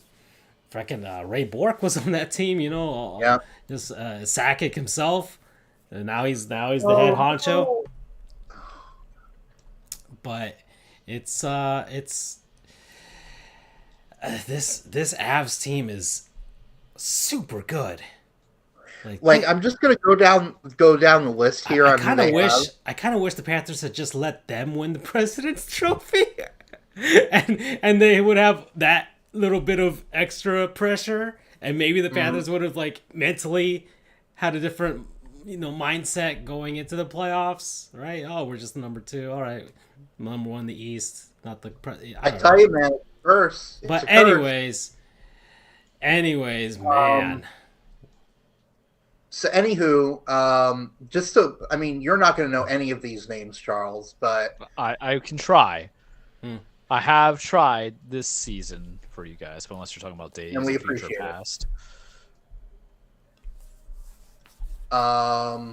Okay, so you've got Andre Burakovsky, Andrew Cogliano, Nazem Kadri, of course, we mentioned him last episode, or was it the week before that, due to all the death threats and shit he and his family were getting. I recall that, gentleman, yes. Their captain, Gabriel Landeskog, Nathan McKinnon, their alternate. It was Nichushkin, superstar. Just Valerie literal. He is a superstar. Like people, McKinnon. yeah. Like he is. Yeah. He's. I might even say he's the second best offensive player in the NHL. It could be argued. But I feel like it's still McDavid at number one, but I would say McKinnon would probably be number two, in my opinion. And they have, let's see, Mikko Rantanen. There's their other alternate. Did you mention Makar? Oh, I didn't even mention Makar. Yeah, defenseman. Wait, is he? Oh, wait, he's a defenseman. Yeah, he's a defenseman. And he scored 5 points in the like he was they scored 6 goals. He was responsible for 5 of them in some way. Yeah, which Charles is, for a defenseman, that's insane. I know the positions. I know they are usually not defensemen. The wings are not usually the quality of the scorers. I mean, you've got some guys like probably the prototypical offensive defenseman, as it were, with Bobby Orr back in the 70s. I'd say probably the closest to it right now would be Victor Hedman. See, I view it as like the equivalent of in baseball. You don't have catchers who can hit home runs that much. Yeah, that's not a bad analogy. Yeah, because there are, and if you have a defenseman that's actually knows how to play defense and has the offense, then those are the stars. Whereas you might have some defensemen who are just like they literally call them they're stay-at-home defensemen. Literally, they're right next to the blue line and they're running back as soon as it even looks like the puck is going to go out of the zone, and they have to play defense right there.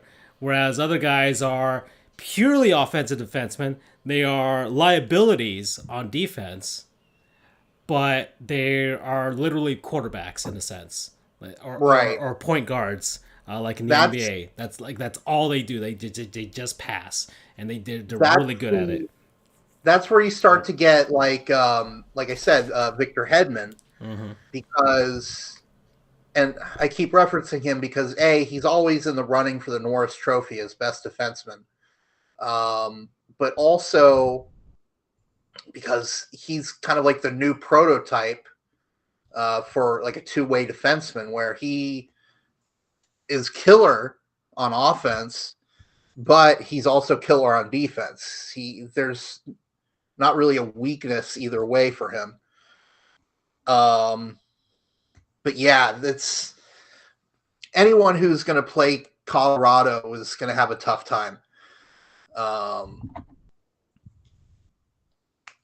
yeah, it's unfortunate that Edmonton ran into them.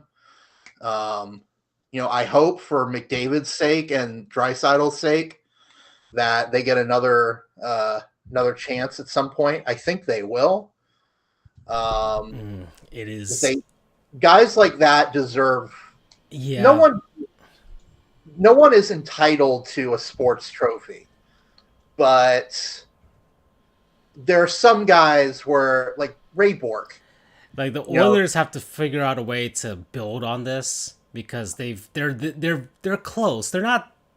They're like, this is the closest they've been in a while since like 2006, but like. But even then, that team wasn't even like this team.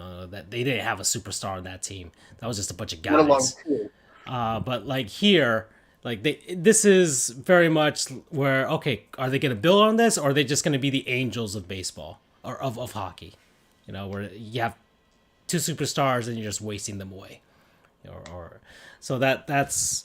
But I mean, good on the Oilers. They found a way to use Evander Kane.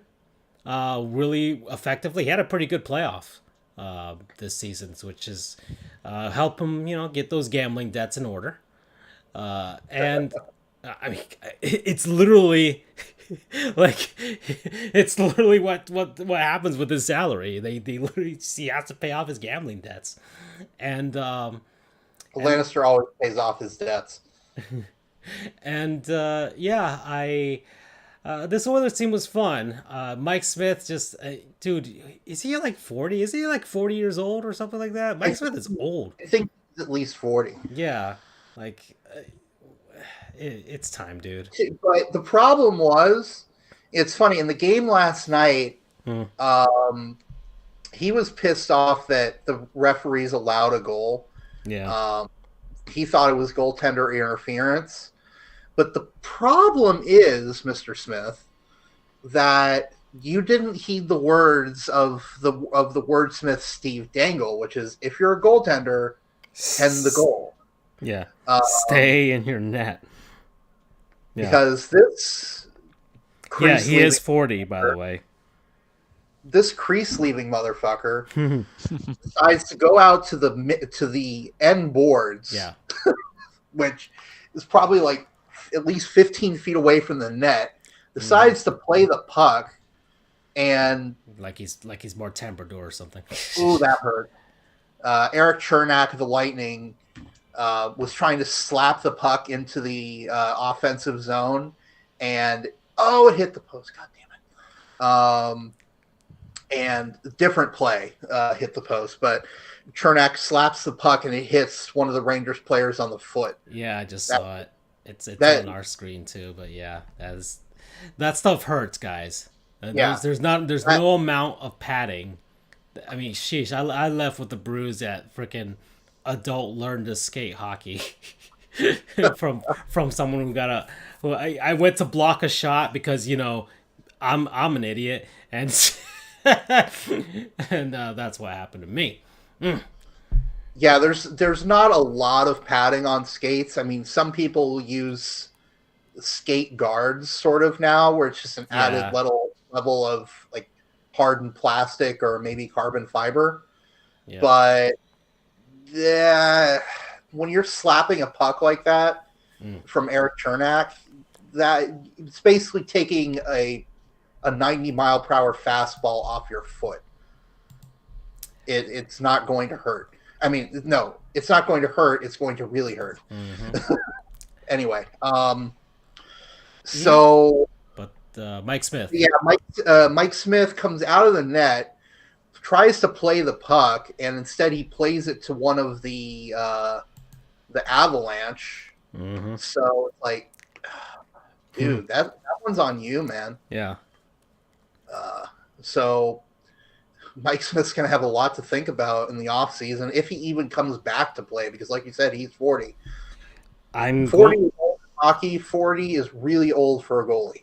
Yeah. Hockey 40 is basically Ric Flair 76. Yeah, maybe a couple more years. I think by the time you're getting to like 42 is when you're like, all right, dude, you really need to hang up the pads here. So I'm looking at Mike Smith's contract on Cap Friendly. He is what the hell is this? He's going to be the Oilers goaltender for one more season. Oh boy. Okay. The Oilers signed him to a 2-year, $4.4 million contract back in mid-2021. So, and I will say this about Mike Smith. He is a good puck handler for a goalie. I mean, he scored a goal a few seasons ago when he was playing for Arizona. Mm-hmm. Really only the elite of the elite puck handlers can do that. But he's had a good career. He's a good goalie. But he ain't getting to the Hall of Fame. Yeah, so slightly above average, I would say. Average to above average is his range. How long has he been in the league? Ooh, he's been in the league forever. Let's see. He is... I'm going to look this up real quick. I just had it. It's been at least 12 years, He has been, I'm going on a hockey reference, has been an NHL goaltender since 2006-07. Has he ever been benched or injured? So with Dallas, he was with the Stars making his debut. He played for the Lightning. Yep. And then went on over to Phoenix. Was with the Coyotes when they made it to the Western Conference Finals.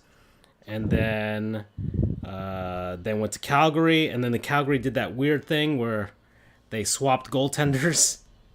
it was a Cam Talbot and Mike Smith, and then they traded for each other's goalies for some weird reason, and then and now he's in Edmonton, and so that's what's, and then the Oilers decided to extend him 2 more seasons, and that really shows you that the Oilers don't really have anybody in the pipeline in their minor league system, or maybe they do, and they're just holding out as long as possible with Mike Smith. But whoever, if they have somebody waiting in the wings, they better get him up soon, because they need some. Oh, like they need somebody. They need somebody that can like. They can make up for their deficiencies on defense with a above average goaltender, and with the powerhouse that they have in scoring wise, they can make up for it. But it probably won't translate to the playoffs unless the goaltender gets hot. So, yeah. All right, so that's this series. So that's the Avalanche will face off against either Tampa or New York. It's 2-1 in that series. But we're in an hour and 41 minutes. So Before we go to the Charles, how long do you think you'll need for the cage today? It is really just going to be about the pay-per-view and a particular man that I was sending copious amounts of shirtless photos to you guys to. So I don't think it'll be too long, probably 15 minutes at most, because AAW Forbidden Door, that's all you need to know. Do you think we can take a brief interlude, not long, but just to address, I'm hearing rumors that Sean Watson's contract could be just straight up white. Oh, yeah. Well, I will always have time to shit on Deshaun Watson.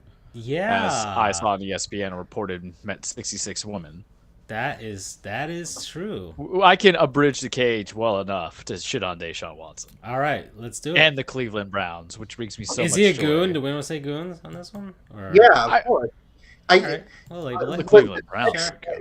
Francisco, next episode, I'd like to take a segment of time. Oh, we haven't done. Oh yeah. Oh, let's do goons, and then we'll head to the cage, because we didn't talk about the thing with the pride with the certain group of Rays players.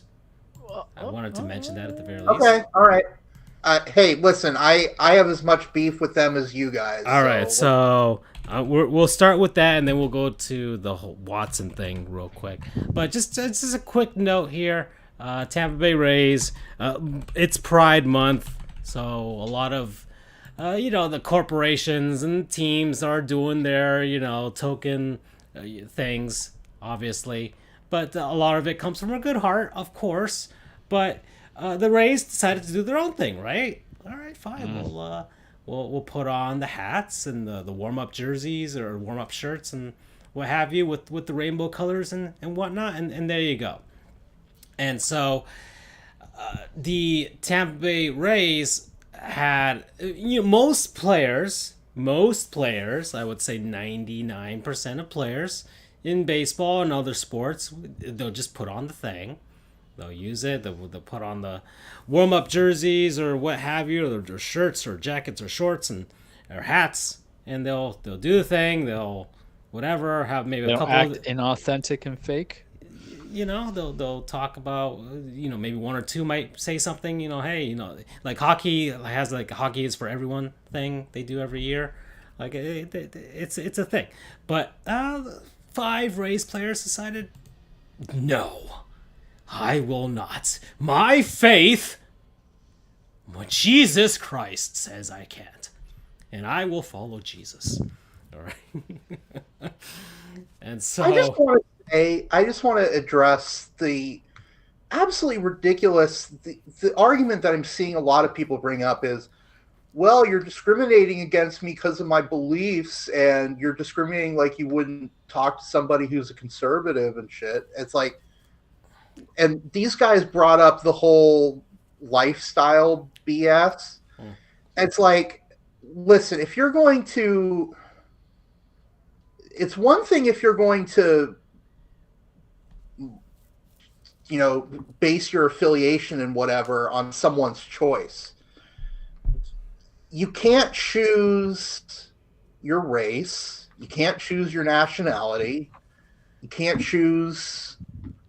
There are certain things. I think, what is it? The immutable characteristics that they call it Oh in God! combat. Don't talk about my work, man. That's what I have to deal with every day at work. But yes, But I get it. Yeah, there are some things that are innate in one's self that is their thing. and You know, sexual orientation is one of them. so Sexual orientation, sexual identity. There are a zillion terms for it, but you don't choose to be gay or straight because, quite honestly, given the amount of persecution they get, why the hell would anyone willingly go through that? Kind of like how I'm like, why would anyone willingly convert to Judaism given all the shit that we get? But I digress. No bacon either. So these are the 5 players: Jason Adam, Jalen Beeks, Brooks Raley, Jeffrey Spriggs, and Ryan Thompson. Who are these clowns? The guys that show up in the meme with the sunglasses. No. I mean, do they even play? Are they just minor league guys? Are they your 27 man? I have never heard of these people in my life. Neither have I. I'm a Rays fan. Oof. The petty is strong. And these were in-game things, right, Andrew? Because Correct. Sometimes they do like warm up. They just wear them in warm ups and then they wear their regular uniforms during the game. But these are actual like. The San Francisco Giants last year became the first team that wore a in-game rainbow-colored logo during a game. In this case, it was on their hats. The logo, the SF logo for the Giants, was rainbow-colored for one game. So the Rays decided to do that as well. So all but those 5 idiots said, "Great, let's do that." Was it in the frickin' Bible? The rainbow came out as like God's compact, like he's not gonna fucking destroy the world again with a flood. Something like that. Isn't that in there? Like, rainbows are a Bible thing too, guys. So you're just going against God, against the pact. So the Earth's gonna get flooded. All right, so we all gotta get ready. Does that because make 5 Rays players a holy decided angel? 5 Rays players decided to destroy the pact between God and humanity. And I'm just going by their beliefs. It's Tampa. It's Tampa. Man. It's Polk. Yeah, they'll be welcome in Polk County, as we all know. Yeah. All right. So there's that. That's enough of that. A lot of people are. Okay. Deshaun Watson, real quick. Let's go. Things went down. Ooh, you gonna Can we do this? Deshaun? Can we do this in 2 minutes? We're at hour 48. Can we? But stuff, I mean, we can talk about stuff that came out. I mean, Charles, let's talk about some massages, guys. Let's see. What kind of massage was he looking for? Huh? I would be okay extending the show an extra few minutes just so we can rag on Deshaun Watson. All right. How many massage therapists does it take for you to find the right one, Charles? You're a massage aficionado. I have been going to Bill for like 8 weeks now, or not 8 weeks, but 8 sessions, and I'm a one masseuse guy. All right, yeah. Do you need to go through 66 of them over a 17-month period? And I actually don't have to ask him to touch my penis either, Deshaun. You might have more. Okay, I'm gonna. Ooh! If you ever had to do a hot take that's gonna get me in trouble, I'm gonna do it now. Deshaun, you might have more money than me. You might be more physically gifted than me. You kind of might be attractive in a certain light, But the difference between you and I that I think is the big standout is I've never had to go to a massage therapist, male or female, because I've been worked on both, with down in the skivvies. First off, that's creepy. You just go your boxers or briefs, and that's it. And have them be like, and do anything to ask for sex with them. Even though he'll say it's consensual sex, I still think you use an asserted power and influence to not pressure, but open a doorway to something that isn't there. It's a service good, man. Your goods are not meant to be serviced. And if I'm gonna die poor and broke with bad stories and some laughs that come into it, but I'll take pride, and that's the distinction between you and I, where I've had rotating massage therapists. People had the elements, they don't stay forever, and I've been going there for like 4 or 5 years. But I don't have this lawsuit from massage therapists on me, so I'll take it. Yeah. That burned about as well as I would say. Well, we could. So I'm pulling up an article here from PFT, Pro Football Talk, which I think is a subsidiary of NBC. I think so. I think it's NBC Sports. So it says, just kind of sifting through, says it's possible they knew via aggressive questioning Deshaun Watson's party of their own client, there was a 24th interaction that could have resulted in a claim being made. That's important for multiple reasons. First, if this person whose name previously wasn't known to Watson's legal team now files a criminal complaint, the allegations could be submitted to another grand jury. And the graphic details contained in the 24th complaint, if repeated to a grand jury and accepted by them, could result in an indictment. Second, if Watson eventually is suspended for the conduct alleged in the 24th lawsuit, the Browns possibly will be able to void his guarantees and move on from him, and possibly a significant portion of his signing bonus. So I'm sure there's a recourse because obviously his attorney probably had a backdoor to this, at least recoup some money in case of the event of a termination. Probably. But I just want to say, Browns, you guys are idiots. That's the Browns. They're dripped with desperation as their new star quarterback. They had one good season and then suddenly, I mean, am I going to get canceled for? I'm going to say the joke anyway. They're the same way as how Deshaun was. They're like, come on, just look at it. Just look at it, please. That's how they treated the Deshaun hiring. That's how I feel nothing bad. I don't think this show is cancelable. I don't think we're at that. Well, you know, the truth hurts. Remember that. Yeah. This is abhorrent. We've talked about it in the past, and it only gets progressively worse because I think Cleveland had the right to sign him, right? Or trade for him. Every team can go get who they want to get unless your name is Colin Kaepernick for a reason, right? But my biggest complaint is you went full guarantee, and that's how desperate you were because he didn't even want to go to you guys. Oof. That's true. He wanted to go to Miami. You want to go to Miami? That's where he wanted to go. So what drives me nuts if I was a Browns fan is why on God's green earth would Baker Mayfield come back to you now? But he's not, to a degree. He's still under contract with them, and no one wants to trade them because they know they're going to cut bait. And for Baker's purposes, it's the ultimate kind of petty. Let's say if he is suspended for the entire year, Baker's going to play out that 1 year and then try to get his draft stock up or trade stock up to get more money. And here's the thing: they could FU season.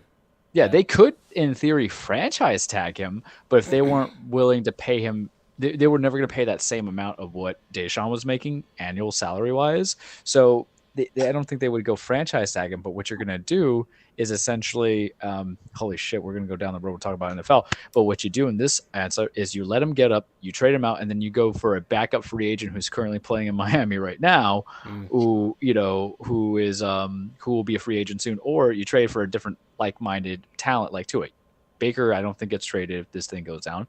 I don't think he comes back for the next season. I think they let him walk, but you do it for the draft capital, save some money, and you get a mid-level guy because if they succeed, and Cleveland could succeed, to at least get middle-round draft picks, it's very hard to get a quarterback. So it's just Baker itself. Why wouldn't Baker come back? Because he obviously wants to go to a new team, but he doesn't want to be blackballed because the one thing is if you're a quarterback, just like a running back, if you're deemed to be a problem child who can't perform, you don't get as many opportunities, right? Yeah, he's kind of getting like Baker Mayfield should be starting for the Panthers goods with all the injuries, you know. Yeah, but look at this way, Andrew. Baker Mayfield is better than the two starters on both the Seattle Seahawks and losing my train of thought here. Seattle Seahawks, arguably a lot of teams. He's better than Drew Lock over in Seattle. better than, I would kind of say better than Justin Fields in Chicago right now, but Fields was kind of thrown to the wolves and he doesn't have much support. He's better than, I think you can make the argument that he's better than Jameis Winston, even though Winston looked fine in that system last year with Peyton. He still had a 56% completion. I would say he's better than Zach Wilson, but he's been labeled a problem child, so he's not going to get as much of an opportunity when you get Bell. He's better than Sam Darnold, and Sam Darnold's not a problem child, but this man gets his option picked up. He was traded for a third round. Yeah, they get Matt Corral. However, doesn't mean anything. But Baker is actually a quality starter on a lot of teams. But for the strategy of it is like, we're going to wait till he's cut and release. But the problem is, if you know who else was deemed a problem child and was a quarterback and couldn't get certain things? Colin Kaepernick. So NFL petty like that. Yeah. Okay. Well, we're at 156. So do we want to go to the cage now? Yeah, let's do this. All right, let's go. So welcome, everybody, your weekly Truplex the Cage with Charles. Full reminder, wrestling is definitely not fake. Not anymore. Oh, boy. It is a scripted, it's a stage fight. It is a song and dance. It's about men and women beating the holy hell out of each other, chasing championships, establishing legacies, creating legacies, holy hell. And it is a physically demanding activity. I won't call it a sport. I won't call it sport entertainment because a lot of people will beat my ass who are fans or non-fans of WWE and fans of everything else, but it is a physical activity. Everybody and their mother and their mother's ancestors are getting injured in both of the big companies. Holy crap, guys. Like, let's go with AEW. CM Punk had to relinquish his championship. He had just won the AEW championship in Double or Nothing at that pay-per-view against Hangman Page. He's got to go get surgery. Daniel Bryan or Bryan Danielson is injured. Kenny Omega's still injured. I miss you, Kenny Omega. Follow us on Twitter. Charles the True, FJOJR, Dan Frijoles, Sports Goofs, all the fun, good stuff. These are some big name people. Your champion had to vacate it, right? Well, they're not vacating it. Yeah. Which is annoying and confusing at the same time. Why is it annoying? Because they're creating an interim championship. So instead of vacating they don't suspend it. They don't just suspend it and just if you vacate it, brand new champion, and you can build a natural story of, I never lost a title. You guys had to go and fight me. They did. Yeah. They just created an interim title. They did the same thing when Cody cut the Rona, and they gave Sammy like the interim TNT championship, and they faced off in a match that was good. That was the ladder match, if I remember correctly. But I don't think you should be doing that because this is your biggest title in your company. The end all be all. I don't like interim championships in my boxing or MMA either because it creates doubt, clarity. Sometimes you run the hot hand. Punk can come back and challenge it. We don't know how long it's going to be, but it's got to be presumably at least 3 months worth. That's my guess, because I think you can go not defending a title for a month.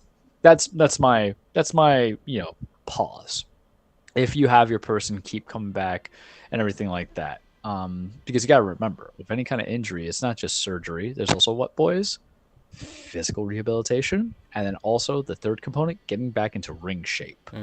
What's ring shape? Taking bumps and bruises, and if you tear something, pop something, hurt yourself, you're being thrown to barricades. You're falling off ladders. You're getting body slammed on like plywood that's underneath like minor soft cushioning.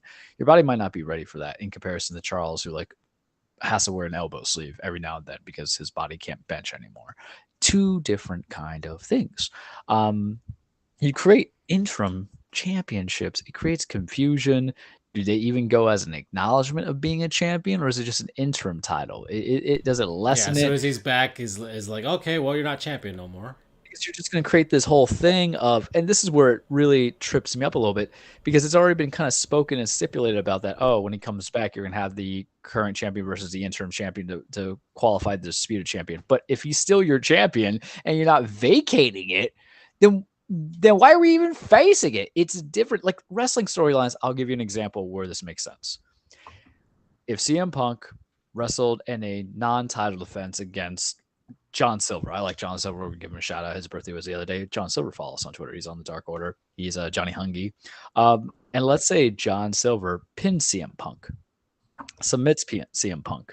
That would earn John Silver a championship match, would it not? That's really the logic that you go to. So what's the whole point of being like, we're not going to strip you the title? It's not, strip is such a harsh word. This is vacated due to injury. It's a euphemism, but it's the proper kind of euphemism. So we're going to vacate it because of injury, and you can come back and challenge it if you need to, create a story out of it.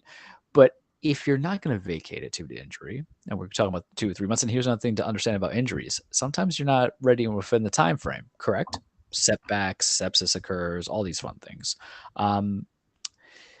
So what's the whole point of the interim challenger and interim champion if you're just going to say, yeah, you're still not acknowledged, so but you get an automatic title shot against me? I hate it. I don't like it. I don't like it in my combat sports. I don't like it here. I think it kind of muddies the waters a little bit. So what they're going to do, though, I mean, I don't own the company. I don't write the stories. It's on them, sure, whatever. What they're going to do for AEW is that on Wednesday, which I have to watch it, right? They're going to do a battle royal to start the show. And then whoever goes and wins that battle royal will face Jon Moxley later that night to get one spot, because there's a pay-per-view Forbidden Door, which I'm so sick of that name. And then now you named a pay-per-view out of it. Are you mocking me, Tony Khan? I feel like you are. Where whoever wins from Dynamite is going to challenge either Hiroshi Tanahashi or Hiroki Goto, 2 New Japan wrestlers. Maybe I'll do like segments, like, since we're doing Forbidden Door, maybe I'll do like to learn a wrestler kind of thing. Hiroshi Tanahashi is the ace. He's basically a John Cena of New Japan. I have up here on the screen the actual, like, I guess, press release of this AEW. It's officially called the AEW Interim World Championship Eliminator Series. Yeah, and that's the thing. So I know. So whoever wins New Japan side will go against the AEW side at Forbidden Door to crown your interim champion, and then they'll go against CM Punk. It's convoluted. It's complicated. Wrestling, I think, is at its best when the storyline leading to the ring is simple and let the acting really come out into the ring. I hate it. Lo and behold. But what do I get? What I want. The only time I ever feel like things are going my way is when I have a bag full of little bites in my mouth, and I might get that later after I eat my Cuban sandwich. But continue with the injury arc, and I can make the cage short for it now because these are the fun parts. I can entertain it. Wrestling happened over the weekend. Hell in a Cell happened over the weekend. I believe Roman Reigns is injured. No one wants to confirm that, but he didn't defend at all. But something happened before the pay-per-view, and this is sometimes the difficulty of shows, right, happening before a pay-per-view. So Cody Rhodes, Cody Rhodes, who used to be WWE, son of Dusty Rhodes, went over to AEW as their VP. I give him multiple shout-outs. I support him for sticking to the man. He sold out for the money, and I support him even more because you get paid, fella. You get paid. He had a match with Seth Rollins. This was supposed to be the end feud. Happy birthday, Mick Foley. I think I learned to like him in life later. I think out of all the Mick Foley iterations, I liked him most as Cactus Jack because that's when he went intense. Watch his stuff from WCW, watch his stuff from New Japan. Him and Vader. I just remember the Mankind days. Yeah, Mankind's fine, but then it came to the comedy of like Rock and Sock Connection, and I just have the video game connection, so. And that's fine. Yeah. I think Dude Love's my least favorite. The Mick Foley controversy goes as this. Mick Foley got multiple runs with the WWE champion or WWF championship at that time, and I don't know if he was a guy who should ever held the main title, but then I realized, isn't that what you want to do, is spread the wealth around instead of everybody being a Hulk Hogan, Steve Austin, and The Rock and holding the title forever? But you change in life, you develop, and I learned to appreciate Mick Foley a lot more when I watched his death matches, because you're like, holy shit, this guy's going to die for me. But anywho, speaking of another guy who's going to die for you, Cody Rhodes got hurt. Like legitimately hurt in the weight rooms. He tore his pectoral. Complete tear. And for the kids out there who don't know anatomy, and there's a lot of men who don't know anatomy, Deshaun Watson, fine, F it, I don't care. What's he going to do? You cry at me, sue me. Yeah, that's graphic, right? A tear of your pec doesn't just go into like your pec. It goes all the way down your arm. And it was announced that he was going to wrestle. I'm thinking it's going to be a squasher. I'm thinking he was going to have a stand-in, somebody returning and stuff like that. No, he came out in a steel cage match in the Hell in a Cell. That thing where anything goes, but now it kind of changes. How painful is that? Oh, yeah. I have hurt myself working out where I've like strained severely without ripping or pulling anything. My shoulder leading down to my bicep from benching wrong. And it took me about 18 months or 2 years to even go back to feeling comfortable just bench pressing. whatsoever. So this man did a complete rip and a complete just pull tear off. So he went and he had a 20-minute match, and it was what he needed. Because he's going to come back. He's going to be the ultimate babyface. He might be back in time for the Royal Rumble. Let him win the Rumble. Let him get Mania. Let him go against Seth. We'll talk about the Hell in a Cell. But obviously there must have been some level of doctor clearance to allow him to go, I would feel. But that ish hurts. And it's you don't play football with a torn pec. You don't play basketball with a torn pec. You definitely don't play baseball with a torn pec. I don't know about soccer. You just move your arms around unless you're a goalie, whatever. Maybe you can. I'll give it a pass. Football. Hockey, you don't play with a torn pec. Maybe, I don't know, them Russians and Slovenians. They can high quality. They can beat some ass, right? But wrestling, you're talking about maneuvers. There's not one part of your body that's sedentary. He did the pedigree and stuff like that. Major respect. Major respect. And I think that's just the legacy cementer. And it's a pun intended because he was part of the legacy faction with Randy Orton and Ted DiBiase Jr. So for anybody who's listening, you're welcome, wrestling nerds. But you gained my respect because I wasn't feeling Cody. I wasn't feeling Cody when he came back. I liked his match at Mania. I thought it was better. His first match was better than the second one, but it's kind of hard to grade these kind of matches because it's there. But if anybody deserves the biggest round of applause, it's Seth Rollins, because imagine having to be the other guy to be the safe worker and not aggravate anything worse. And Seth did it like a professional. So Cody's gonna be out for a bit, but that is gruesome. Like, before I go into Hell in a Cell review, what is your thoughts, the both of you, on what you just saw on Cody's chest? Because you know what the problem is though? That's a whole bruising, and that neck tattoo is still more offensive than the bruising on there. It looks like, was it like that red krill or something that goes in the ocean and stuff like that? Yeah. It just completely like messes up the entire coast. Like, that's what that reminds me of. Just like, I don't know, man. It looks like Would a you tattoo job perform? of some sort. Hell no. I don't even know how I could lift my arm after that. And here's the thing too, you're still getting paid regardless. Yeah, he's not the new guy, but he's He's starting not up again. He's the prodigal son. Yeah, but he's starting up Think again like with that. them. But like, I don't know. I have no idea. Trying to show Andrew, Yes. do you what you think about this gruesome ass bruise? Oh, it is gruesome. But not worse than a neck tattoo, right? No. I mean, I thought he was an idiot for going out there, but from what I've been reading, apparently he couldn't have injured it any worse, and stuff. I don't quite remember what I read, but kind of the general gist was the doctors basically said, look, you can't injure it any further. I still think he's an idiot, but given how cutthroat the WWE is, and how bloodthirsty Vince McMahon can be, literally and figuratively. You know what? You had a good point that I'm going to tack on. I just have to not forget that. I can see why he did it. But anyway, what was that your point? So I do feel that sometimes if Vince is trying to give you a push as a wrestler and you get injured too often, you will never get a push again. Because time is relative in Vince McMahon's world. And he can keep trying to make you consistent and say it's your time, like John Cena, your time is now, until the crowd can finally get over and stuff like that. Damn, that's 2 wrestling puns. Wrestling goofs, over here.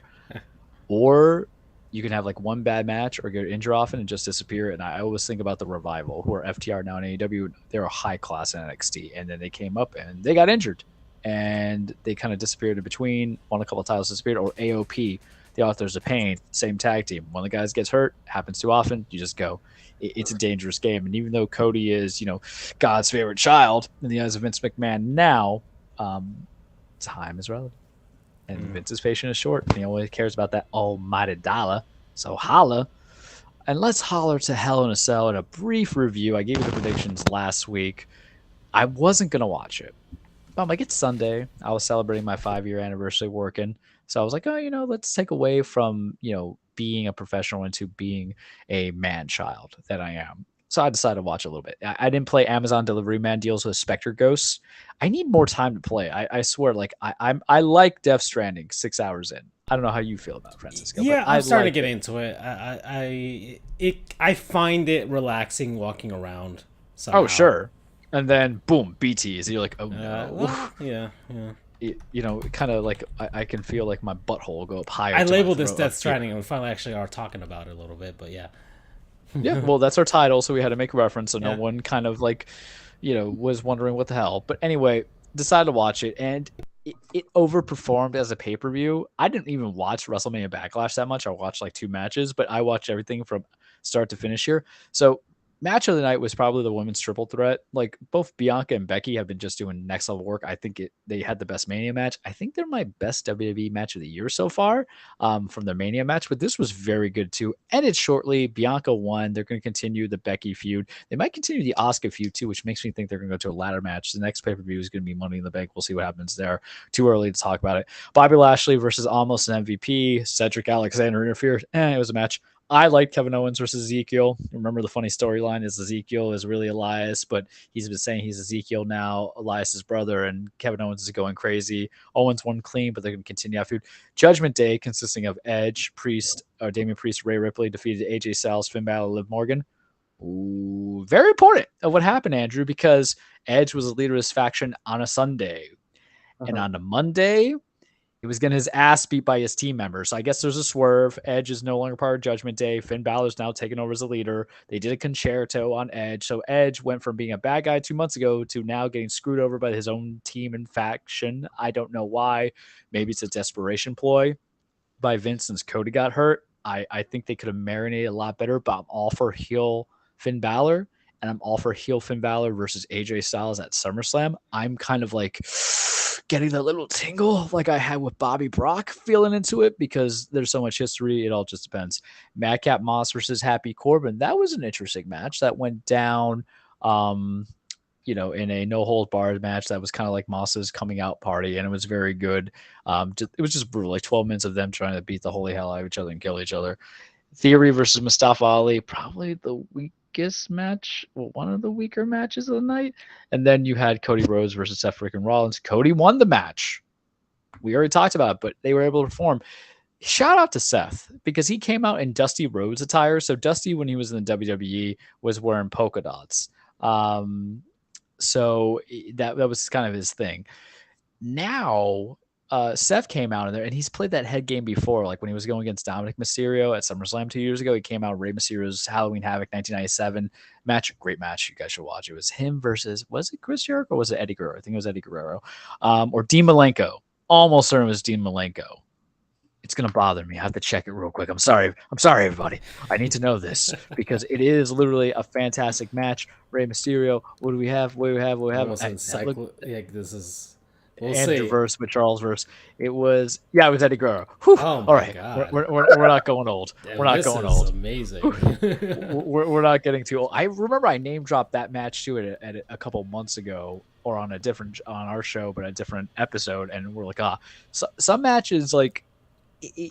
Wrestlers who've been around for a long time, you can always name that match like, you need to watch this, you need to see this, it's pretty great. So him and Cody behind game. Seth Rollins has gotten so good at his facial reactions and everything. Like, he was looking at Cody being injured like a wolf about to attack his prey. Match was adequate. It's hard to grade it, but it was the most emotional match to watch, and you were invested, and the crowd was into it, and damn, was good. Cody ends up winning. He hits a pedigree, which is Triple H's move, does a couple crossroads. They got to a moment they use a bell cow whip, and it was emotional, and Cody won. And like, damn, man, that pay-per-view overformed, and it may make me want to watch non-important pay-per-views for a while. But granted, we're getting to that season now because we're going to have Money in the Bank soon, and then we'll have SummerSlam, and then we'll get it going. Survivor Series, I'll probably call off of it. But overall, pleasantly surprised. Oh, NXT had a pay-per-view this weekend. I watched majority of it. It was good too for Takeover in Your House. Maybe I'll do a little mini review on it.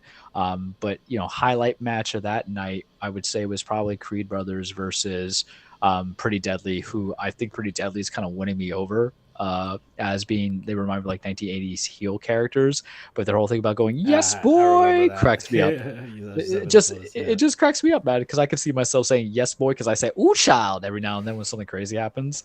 I feel like people know too much about me now. This is embarrassing. So that's all I got for you this week on the cage. Good job, Cody. Get well soon. Probably gonna be out for 6 months, but if they do this right, let Seth be champion by time next Mania comes around. One of the championships, if they ever like split up, have him have Cody win the Royal Rumble, and then you get number 4 where Cody wins the big one against Seth, because you might as well do it, right? That's just me. All right, so we'll let Splitgate close us out here. Get a few more cents here while we're at it. And yeah, that's our show, everybody. So we will see you guys next week. We'll probably have the Stanley Cup final, and we'll actually might talk about some NBA because it might be over too by that point. So, all right, that's it. Bye bye. Good night. Good night, everyone. Take care.